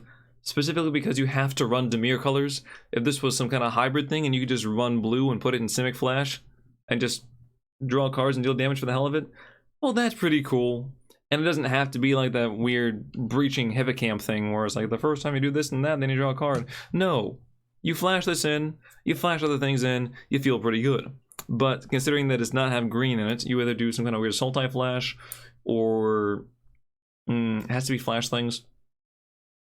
But I mean, not Dream Trawler, but the Nightmare Sphinx, Dream Eater, I think that's what it's called, does have flash. There are certainly flash cards in those colors, so it's a very real possibility. And a 3-mana 3/2 isn't that bad. In limited, I'll go back to that real quick now. Limited 2.5 out of 5. Just because if you have anything else to flash, it like kind of fixes itself that way. And it's decent stats for what it is. In standard, I'm gonna say 2 out of 5. I like it. I don't think it's gonna just suddenly make Dimir as it is a much better archetype, but I do like it. Oh my goodness. I'm almost an hour and a half in, and we're still on the multicolored cards. Snapdax, Apex of the Hunt. For 1, a red, a white, and a black. You get a 3/5 with double strike. 4-mana 3/5 double strike? Hell to the yeah. Whenever this creature mutates, it deals 4 damage to target creature or planeswalker an opponent controls, and you gain 4 life. The fact that it also can target planeswalkers is very nice. The fact that it can't target faces, not as nice, but you know what? You can't really ask for everything, can you? You can't have it all. If you want to hit the face, you swing. That's what you do. So, in limited... Oh my, excuse me. That's it. That's why my stomach had to contribute to that conversation. Okay, so in limited, this is a 5 out of 5. If you can play it on turn 4, it's super good. And if you mutate it, if you ever mutate this thing, double strike scales very, very well. Obviously, it scales better than normally just buffing things. So that's insane. In standard, this card is still very, very good. I'm gonna say like 4 out of 5 in standard. I don't know, I think this guy's great, honestly. I think this can definitely see some play in other decks. I don't know exactly what decks, but I think it's going to be out there. And here we go. King Caesar, look at that. Oh, okay, pretty cool artwork. I like it. I'm not hating it because I like it. All right, Song of Creation. I know we're getting down there. I mean, we're in the S's, right? For 1, a green, a blue, and a red, you get an enchantment that reads, you may play an additional land on each of your turns. Cool. Okay, some kind of ramping thing. Whenever you cast a spell, draw 2 cards. That's really nice. At the beginning of your end step, discard your hand. Everyone, listen. Just listen. This, I mean, of course, there's always going to be things to discard, unless you cast a spell, draw 2 lands, play 2 lands, empty your hand, whatever. But, geez, this card is so nice. Be careful in limited, because it might just run you into a trap where you have cards you can't play, and you have to discard them, and then, like, you draw your big things, and you just can't play them because it's too soon. And, oh, it's going to hurt so much. But in constructed, in standard, this card is so stupid. Oh my goodness. I feel like this is a 5 out of 5 right now. I feel like there's definitely potential for this thing to be so abused that it's not even funny. But in limited, I'm going to say this is like a 2.5 out of 5 just because you have to be careful. You either have to, you know, be lucky and have your late game things right in the like correct spots, or have a whole bunch of land. Maybe just increase the land count in your deck, because if you play this card and you play some more things, you want to just draw more lands. Almost like, you know, if you have like, you know, 4 Royal Grazers main or something like that, you know? So, yeah, you know how a lot of ramp decks now run like at least like 27, even 28, 29 lands? Similar thing for your constructed, for your limited deck. Run around like, instead of doing... what is it, like 16 or 17, do closer to like 20, you know? Or actually, no, it was like 13 or something, I don't know. Yeah, you're not running that many, Jesus Christ. You want to have about half your deck unlimited be land if you're playing this card. All right, Sonorous? Howlbonder. Sonorous. Sure, that's a word. For 1 and 2 hybrid mana of the black-red variety, you get a 2/2 menace. And each creature you control with menace can't be blocked except by 3 or more creatures. Someone's like, I love menace so much, it's gonna be so good. This card's okay. I mean, obviously it works with itself, so it's probably just gonna largely be a 2/2 unblockable for a long time. Does that matter so much? For 3 mana, not too much. In standard, 0 play. In limited, I could see it being a 2 out of 5, just because A 3-mana 2/2 menace is okay. 3-mana 2/2 extra menace is still okay. It's not really all that great, but if you get something else menace suddenly, then that's pretty cool. If you manage to somehow get this on a huge creature, that's awesome. But considering this is a human, you can mutate with this, so that's awesome. All right, we have a Sprite Dragon. Oh boy, we'll get there one day, right? We have a blue and a red for a 1/1 Flying Haste. Whenever you cast a non-creature spell, put a +1/+1 encounter on Sprite Dragon. I believe this card is very good. I believe this card is so good that in Limited, this is like a 3.5 out of 5 if you have enough non-creature spells. Again, the only reason I'm holding back on this is because it can die pretty easily right away, and creatures win games. So, you know, you want to have a good balance of creatures and non-creatures and humans and non-humans, and oh god. So, you can't really build a deck around this so well, unless you're forcing certain cards to be played. And a lot of spells, a lot of non-creature spells in this set are expensive, so you might not be able to, you know, really get this guy out or get a whole lot of value out of this thing right away. And this is obviously an aggressive card. In Standard, I think this card's pretty damn good. I could see, like, you know, is it aggro was a thing? Is it like flying aggro stuff? It's still sort of a thing. I think the Stormwind Chaser, which is like a flying hasty elemental, so I could see this also being in there and running some burn spells, some card draw things, and just like going through it. Yeah, totally. And I can see this card in particular being played. Look at that. Look at it's the perfect pet because it eats fish right out of the stream. Okay, are we almost? Oh god, we're still going. Why are there so many names? Okay, Titan's Nest, because the apostrophe is after. I don't know. Maybe it's Titan's Nest. Maybe it's Titan's. Who knows? For 1, a black, a green, and a blue, you have an enchantment. At the beginning of your upkeep, look at the top card of your library. You may put that card into your graveyard. And then that's just like a thing. You can use the ability to exile a card from your graveyard and add colorless mana to your mana pool. Spend this mana only to cast a colored spell without X in its mana cost. So you can't just have this and have a Krasis and say, I exile my graveyard and I make like a 20/20 Krasis. Although that'd be busted. That's why you can't do it. But this is hella mana ramp. The fact that, you know, whatever cards in your graveyard, you can just throw that in there. If you want to cast anything that's big, most things that are not in this set have a decent number of just generic mana, which is like the first number there, where you can just ramp out something that costs 4, so you can probably, let's say ideally, so turn 2, Growth Spiral. You play this thing on turn 3.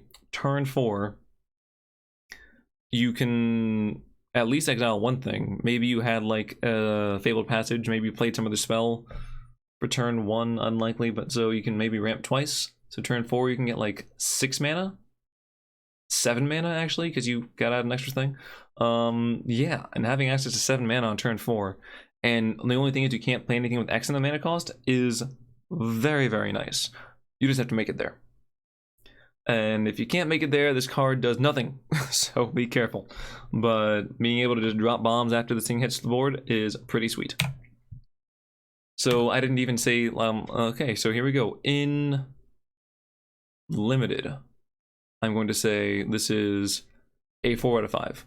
If you're playing these colors, because not only can you look at the top card, and basically you can surveil each turn, literally surveil, except it doesn't say surveil, so it doesn't trigger surveil specific mechanics. That's awesome, and then ramping is sweet. In Standard, similarly 4 out of 5. I think this card is amazing there. Okay, Trumpeting Gunnar. That's how you pronounce it, right? Gunnar, yeah, Gunnar. Okay, Trumpeting Gnar. I know. Pay 1, a green and a blue for a 3/3 beast. Whenever this creature mutates, create a 3/3 green beast. Now that's pretty nice, because it gets around the whole issue of mutating losing value because you put it on top of another creature. You spit out a creature token, and that also makes more targets for mutate. So in Limited, this is like a 4 out of 5, honestly. Not that 3/3s are going to overrun things, but to get around one of the key disadvantages to mutating so easily on a 3/3 body for 3, which is just good on its own, is fantastic. So yeah, 4 out of 5 there. In Standard, I don't think it's that good. If you want to make, just play like Biogenic Ooze or something if you want to have a lot of targets and whatnot.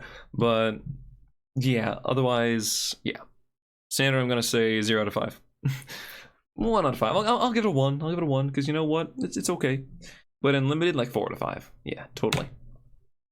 Umori the Collect. Halfard, Vadrock. Oh my goodness, so many things.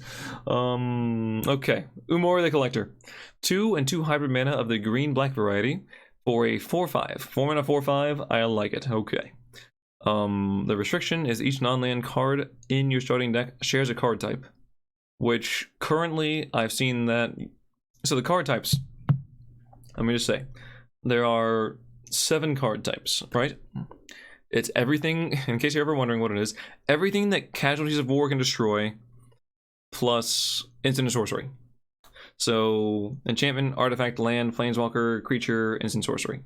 There we go, right? So as far as that goes, you have to have everything sharing that kind of thing. And I've seen a lot of people do this with creatures and artifacts, because you can also have artifact creatures. So that is rather nice. You can also have a lot of creatures and get around this with having Mutate, which kind of has, like, you know, instant and sorcery kind of abilities built in there, and adventure creatures. Because it's a creature, you play it like a sorcery or an instant sometimes. You know, Swift End is an instant spell, but it's a creature on the whole. So that's a very nice way to get around that sort of thing. I think this card is fantastic in that sense.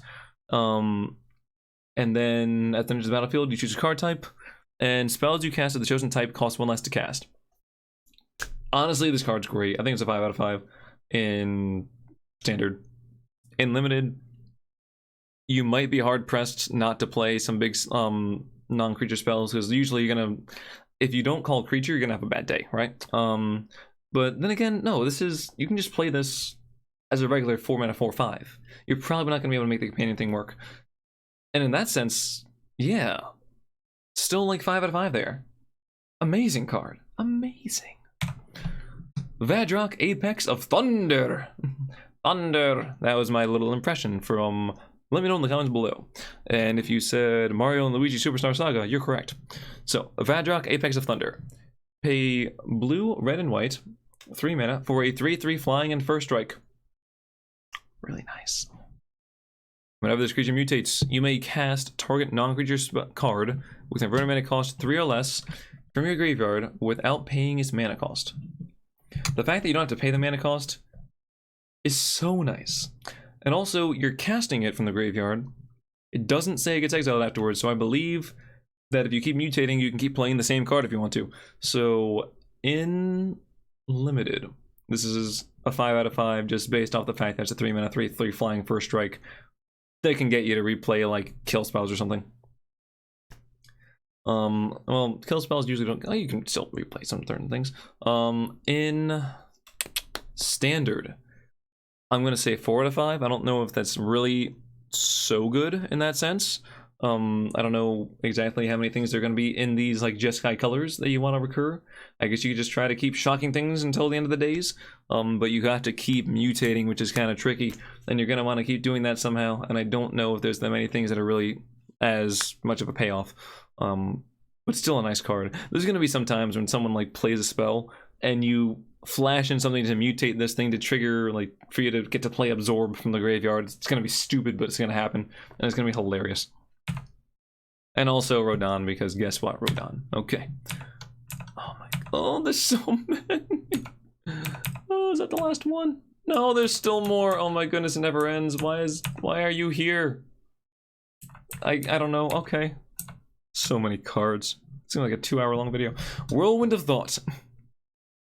1 colorless, 1 blue, 1 red, 1 white. For an enchantment that reads, whenever you cast a non-creature spell, draw a card. I mean, usually cap things and draw cards, and this is just more card draw, but I feel like there's better ways to incorporate that, honestly. I think this is not really super great. In Standard, like a 2 out of 5, maybe a decent play, but I think it's just too expensive. And in Limited, I'm gonna call this a whole big 1 out of 5, because you pay 4 mana to do nothing, essentially, which feels really, really, really bad. Unless you have a board wipe to follow it up, it's hurting. You're feeling the pain. Yeah, just play Clarion after this, somehow, in Limited. Good luck. Winota, Joiner of Forces. 2, a red and a white for a 4/4. Human warrior. Legendary human warrior. Had that. Whenever a non-human creature, a lot of words here, you control attacks, look at the top 6 cards of your library. You may put a human creature card from among them onto the battlefield tapped and attacking. It gains indestructible until a turn. Put the rest of the cards of the bottom of your library in any order. So this triggers for each non-human creature you control. So say you have a few dudes, some tokens, say maybe you played some goblin-y things, a skirt, siege gang commander, who the hell knows, and this thing comes out, you attack with all those. You get to look through the top 6 cards of your library, which is quite a bit, for each attacking creature. In that case it'd be 4, for each non-human attacking creature. And then you put humans out there, and they're indestructible, and they're attacking. This card is like turn 5, or like just get this on the board somehow, attack, and you can just win right there. Sure, it kind of competes with the Embercleave turn as well, where you would also normally kind of win, but this also puts more creatures on the board, which susceptible to board wipes, but better against spot removal, obviously. So it's stronger in other ways, and you can run this with Embercleave because you're gonna have a whole bunch of creatures out there. This card's so good. This card is, if you have a decent mix, which you should be able to, is like a 5 out of 5 limited, and I think it's also like a 5 out of 5 in standard, honestly. If not, maybe like 4.5 out of 5. It is up there. Do not underestimate this thing. If you can kill this thing, kill it. Otherwise, you're gonna be under that stick. Look at that stick. It's a pretty nasty stick. Urian. The Urian constellation. If you know what that is, then that's a little sketchy, but hey, you know what? Takes one to know one, right? Anyway. Not Orion, Urian. 3 mana plus 2 hybrid mana of the white-blue variety for a 4/5 flyer. So 5 mana 4/5 flyer. Okay. When it enters the battlefield, exile and a number of other target non-land permanents you control. You own and control. You have to have both. Okay, sure. Return those cards to the battlefield at the beginning of the next end step. So you get a kind of a flicker thing. And the companion thing is, your starting deck contains at least 20 more cards than the minimum deck size. You'll be able to find out who's playing this in limited because they're going to have a 60 card deck and be like, hold on, that looks a little thick. You're running thick, boy? Also, they'll tell you because you have to reveal the companion beforehand. But yeah. So, in limited, 5 mana 4/5 that can flicker some things is nice. Keeping in mind that anything that mutates, when they exile and come back to the board, the stack gets broken up, so you have whatever creatures there are all individual creatures, which can definitely be to your benefit. Therefore, 4 to 5 limited. And in standard, you have to play more cards, which is kind of surprising, honestly. I don't really know why that was the thing they went with. I mean, I guess they ran out of ideas. Who knows? It's a very, very strange restriction or requirement. Let's see, though. You do that and you exile things and you return them. Considering I really, really like Thassa, I'm going to put this as like a 3.5 out of 5. But I think you might just want to play this or play Thassa or play other effects to do this. I don't know if this is really the best way to go. Zenith Flare. Okay, here we go. This is a Z card. This has to be almost the end of the multicolored cards. Then there's the colorless. The land, I can just skip through the land real quick, but the colorless. There's not too many of those, though. Alright, so for 2, a red and a white. Instant speed, Zenith Flare deals X damage to any target, and you gain X life, where X is the number of cards with a cycling ability in your graveyard. This is a very, very strange thing. You're paying a lot for the potential to have like a big lightning helix. The nice thing is that it's any target, so you can potentially just cycle until you get to this thing, shoot your opponent in the face, and then you win the game, right? If you have 20 cards of cycling in the graveyard, yeah, or you can just play, you know, burn spells, cycle through, burn spells. So in that sense, in limited, I don't really think that's that great because you might just have 4 mana deal 2, gain 2 life, which isn't really all that great. So in limited, I'm gonna say it's like a, oh god, unless you have a really good number of cycling, even then 4 mana doesn't scale so well. I'm gonna say it's like a 1.5 out of 5 in limited. It is not that good. But unless you have at least like half your deck is cycling. In standard, however, where half your deck can very easily be cycling, then this goes up to like a 3 out of 5. I think it's actually over the edge of like even. I think it's actually a pretty good card. And the fact that it gains you life means that you can do that and still kind of stabilize on the board, or at least survive and stall out long enough against the aggressive decks. And by the way, this is the Buy a Box promo. And funny thing, I'm assuming they're going to release artwork for Zealortha, Strength Incarnate at a later date, because currently, even though this is the alternate artwork, this is the only artwork. So, kind of like later on, they had like the special collector's edition of things where they had the buy a box promo cards in non-foil versions. So non-foil was more expensive and more exclusive than the foil one. Right? That's a weird thing to do. But anywho, for this Godzilla, it costs 3, a red and a green, for a 7/3. It has trample, and lethal damage dealt to creatures you control is determined by their power rather than their toughness. Which really, I mean, it's a huge thing. So it's basically a 7/7. Board wipe, still board wipe. The reason why it isn't just a 7/7 or whatever is because you could still use like double disfigure to kill it, because -X will still go based off of their toughness rather than this lethal damage changing ability. I feel like this isn't really a great card though. I mean, 5 mana 7/3 trample. Okay, so that is pretty big. This might be like a big guy that you want, but if you're looking for big guys, we have a big guy in like Tantanith Rex or whatever. So there's that. Jesus Christ. But I'm gonna say, obviously, I shouldn't really include this in limited because you're not gonna get a box topper in limited, so it doesn't apply. I'm just gonna say right there, you're not gonna get this in limited. If for some reason this isn't some sort of a cube and someone put it in there and who knows why that's in there, then 5 out of 5 unlimited, because it's a 5 mana 7/7 essentially. And it, let's see, by their toughness, by their power rather than their toughness. It's weird because then you want to have things with just high power. No, that's actually just fine. Yeah, just high power is good. Yeah, okay, yeah, 5 out of 5. In standard, it's really not bad at all though. I'm gonna say 3 out of 5. It's not busted.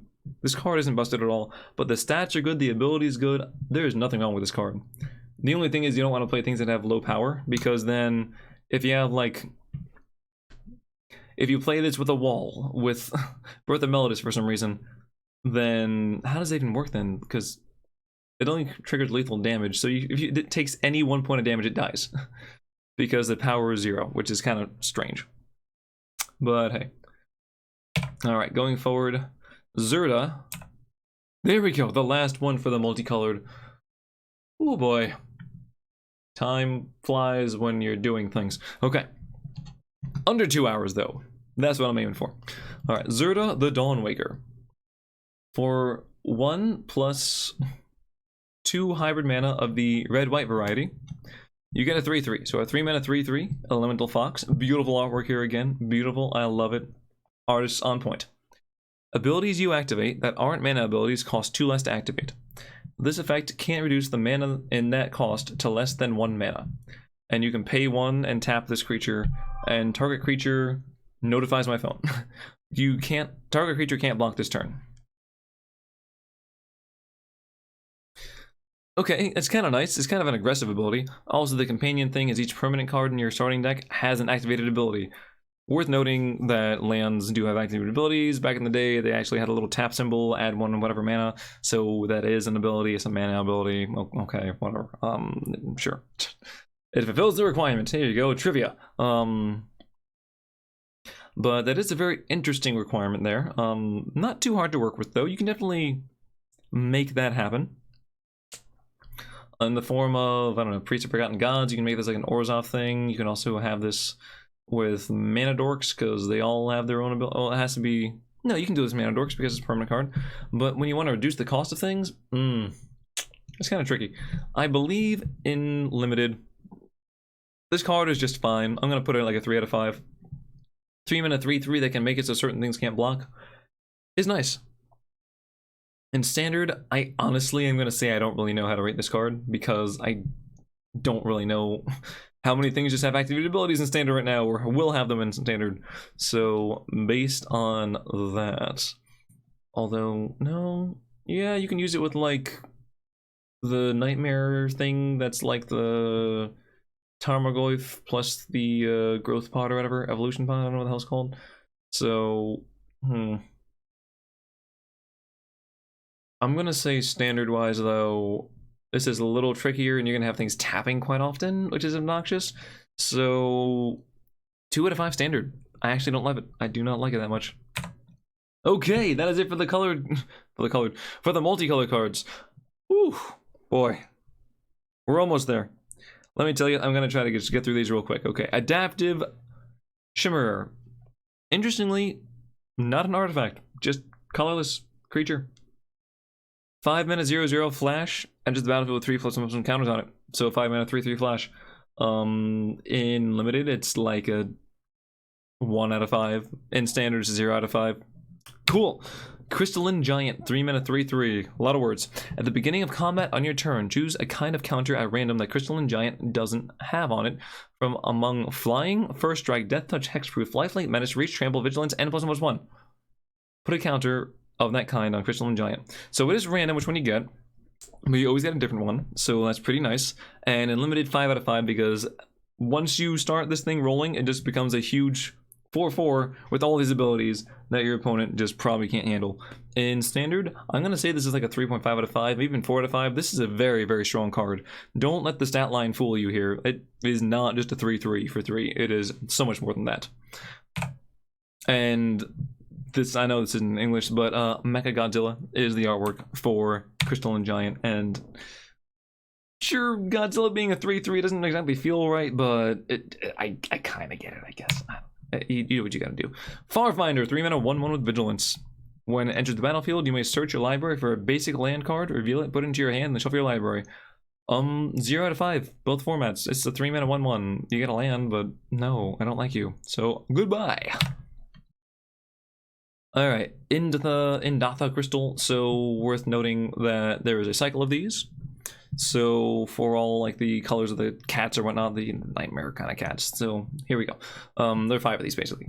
3 mana, add 3 mana to play this thing where you can tap it and add white, black, or green, or cycle it. For the record, I think all of these, regardless of the colors, are basically 4 out of 5s in limited and 3 out of 5s in standard. 3 mana to ramp isn't great, but the fact that you can cycle it is also pretty nice. So yeah, 4 to 5 limited, just because paying 3 ramp where you can cycle is really, really nice there. The cycling is what does it, like puts it over the edge there. If it was just, if it's the card with the mana ability didn't have cycling, it would be like a 2.5 out of 5, because 3 mana in your ramp a little bit and you kind of fix some colors is okay. So, I'm just gonna go through these again. Here's another one. Here's the one for the blue, green, and red. So this is your Abzan. This is your Teamer. Here's your Mysterious Egg. Here's your Mysterious... Okay, I'll just go over Mysterious Egg. 1 mana 0/2. Whenever this creature mutates, put a counter on it. Not exciting. Not exciting at all. I don't really think that's great at all. I mean, still, it helps get over the thing that, you know, you're kind of losing stats, but you're keeping the stats. And it's a 1 mana thing, so I'll give it a 1.5 out of 5 in limited, because it gives you something to mutate onto, and it helps you maintain some stat power there. In standard, I'm gonna say 0 out of 5. I don't like it. And here is the Mothra Cocoon, which is the egg. That's the artwork there. Okay. Here is your Jeskai crystal, blue, red, and white. Your Mardu crystal for black, white, and red. And Sleeper Dart. Springjaw Trap. Okay, sure. I don't know. I think I called it the crystals. 2 mana. When enter the battlefield, draw a card. You can tap and sacrifice it. Target creature doesn't untap during its controller's next untap step. Largely, 2 mana draw a card reminds me of, you know, Gold Globe and Golden Egg, which isn't bad there, and it has a little ability that doesn't require to pay any extra mana for it. So in limited, I'm actually just going to say this is like a 2.5 out of 5. It's okay. In standard, I don't think it's going to replace either Gold Globe or Golden Egg, and we don't really do much with those anyway, despite, you know, Doom Foretold still being a card. So 0 out of 5 limited. Yeah, Springjaw Trap, 1 mana for a flash thing, pay 4 and tap it. It deals 3 damage to any target, and you have to sacrifice it. 1 out of 5 in limited, not really that good. 0 out of 5 standard. It has flash, and for that you have to pay 4 to deal 3 damage, and this is like a one-shot thing. Ugh, feels really bad. In fact, you know what? 0.5 out of 5. If you have to run this card, I guess you might. If you don't have any other removal. But try not to. Just try not to. It's gonna feel bad when you do it. Try not to. Alright, the Ozolith. Oh, there's the crystal. Cool. 1 mana. Legendary artifact. Whenever a creature you control leaves the battlefield, if it had counters on it, put those counters on the Ozolith. At the beginning of combat on your turn, if the Ozolith has counters on it, you may move all counters from the Ozolith onto target creature.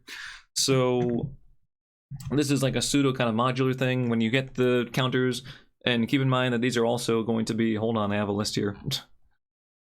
It counts plus symbols and counters, as well as flying, trample, death touch, vigilance, lifelink, menace, hexproof, first strike, reach. All those can be counters you can add to creatures through abilities in the set, right? So being able to stack all that on one thing is insane. There is no indestructible counter. Thank goodness. Otherwise, I'd just be like, you know what? Fine, you win, you win. There is hexproof though, which is like amazing. Imagine having this with a crystal and giant, and you flicker it, so all the counters go on that, and then if the thing comes back and you manage to just keep putting counters on it more and more, that is so nice. And it says you may keep in mind that you have to move all counters or no counters. So there's that. You could even just play this in a thing that has creatures that have plus and minus counters on them, and have like a pseudo modular thing there. When it leaves, you put them on this thing, beginning of combat, and move them all on this other creature, and it gets huge. Alright, and this is your Sultai Crystal. Cool, cool. And the land, okay, oh boy, I got 10 minutes to go through lands. Bonder's Enclave. Taps for colorless, or pay 3 and tap and draw a card. Activate this ability only if you control a creature with power 4 or greater. In limited, you really don't want to have things that tap for colorless mana unless you're only running maybe a 2-color deck, and I think you're going to want to run 3 colors because there's a lot of wedge support in this set. Therefore, I'm going to rate this as a 2 out of 5. Probably not going to play this card, but if you have enough creatures that can trigger the ability, it's not horrible. That if you have enough creatures that have 4 or greater, you might just be winning the game anyway. In standard, they could very easily see some play. I'm going to say it's probably going to be included, maybe just a 1 or 2 of in a few decks, but in some entire tier decks, so maybe like a 3.5 or like a 4 out of 5 there. Evolving Wilds, 0 out of 5. In standard, you could play like 1 out of 5 in limited, maybe. It's just a reprint. It's a lovely artwork. This is, I think, is the best artwork for Evolving Wilds I've ever seen, but it's not a very flashy effect, really. It's largely just, yeah, it's just worse Fabled Passage. All right, in Datha Triome, there's also a Triome cycle for the same thing as the crystals, where they come in tapped. The best thing about these, a tie for the best thing, is not only that it has cycling for 3. So if it's later on you don't want it, you can just cycle the land. Lands with cycling are just so much better than regular land. They're so nice. But it's the fact that this is actually plain swamp and forest typed. It is not just, you know, non-basic land, whatever. This is actually has those types to it. So you can search for certain things, as well as this will give you the requirements to have certain things come in untapped. So this is like castles, castle of interest, whatever. If you're playing other things, then obviously your check lands see this, and it's like, that's awesome. So a wonderful design here. I love this. So again, you have these, and they're just fantastic things. For the record, all of these are 5 out of 5. Even if you're playing limited, the ability to just mana fix that easily is invaluable. Yes, there we go. Oh, and then these are the boring lands. Haha, they just there's actually 10 of these, 1 for each color combo, 1 for each guild. Comes in the battlefield tapped, you gain a life. You could play this in limited. I'm gonna put it like a 2 out of 5 limited, because if you're playing 2 or more colors, then yeah, you might want to have that mana fixing ability. And standard though, you're just going to play the simples. And that's it. Oh my god. Okay, I've held your attention for long enough. If you've made it through this thing, thank you. I'm not gonna ask you to do anything like people like, you know, oh, like, subscribe. No, I don't care. Listen. Thank you for watching the video. That's the only thing I have to say. If you do feel, if you want to see more things, if you watch this much, hopefully you enjoy this kind of content. And you can check out my Twitch though, which I'm gonna be trying to be playing some of these cards pretty soon, since they're coming out like today. Actually, I think they're already out. Oh, look at me. I'm slowing down. So, without further ado, good night or good morning, as the sun's coming out, depending on where you are in the world though. But as always, good luck. And again, thank you.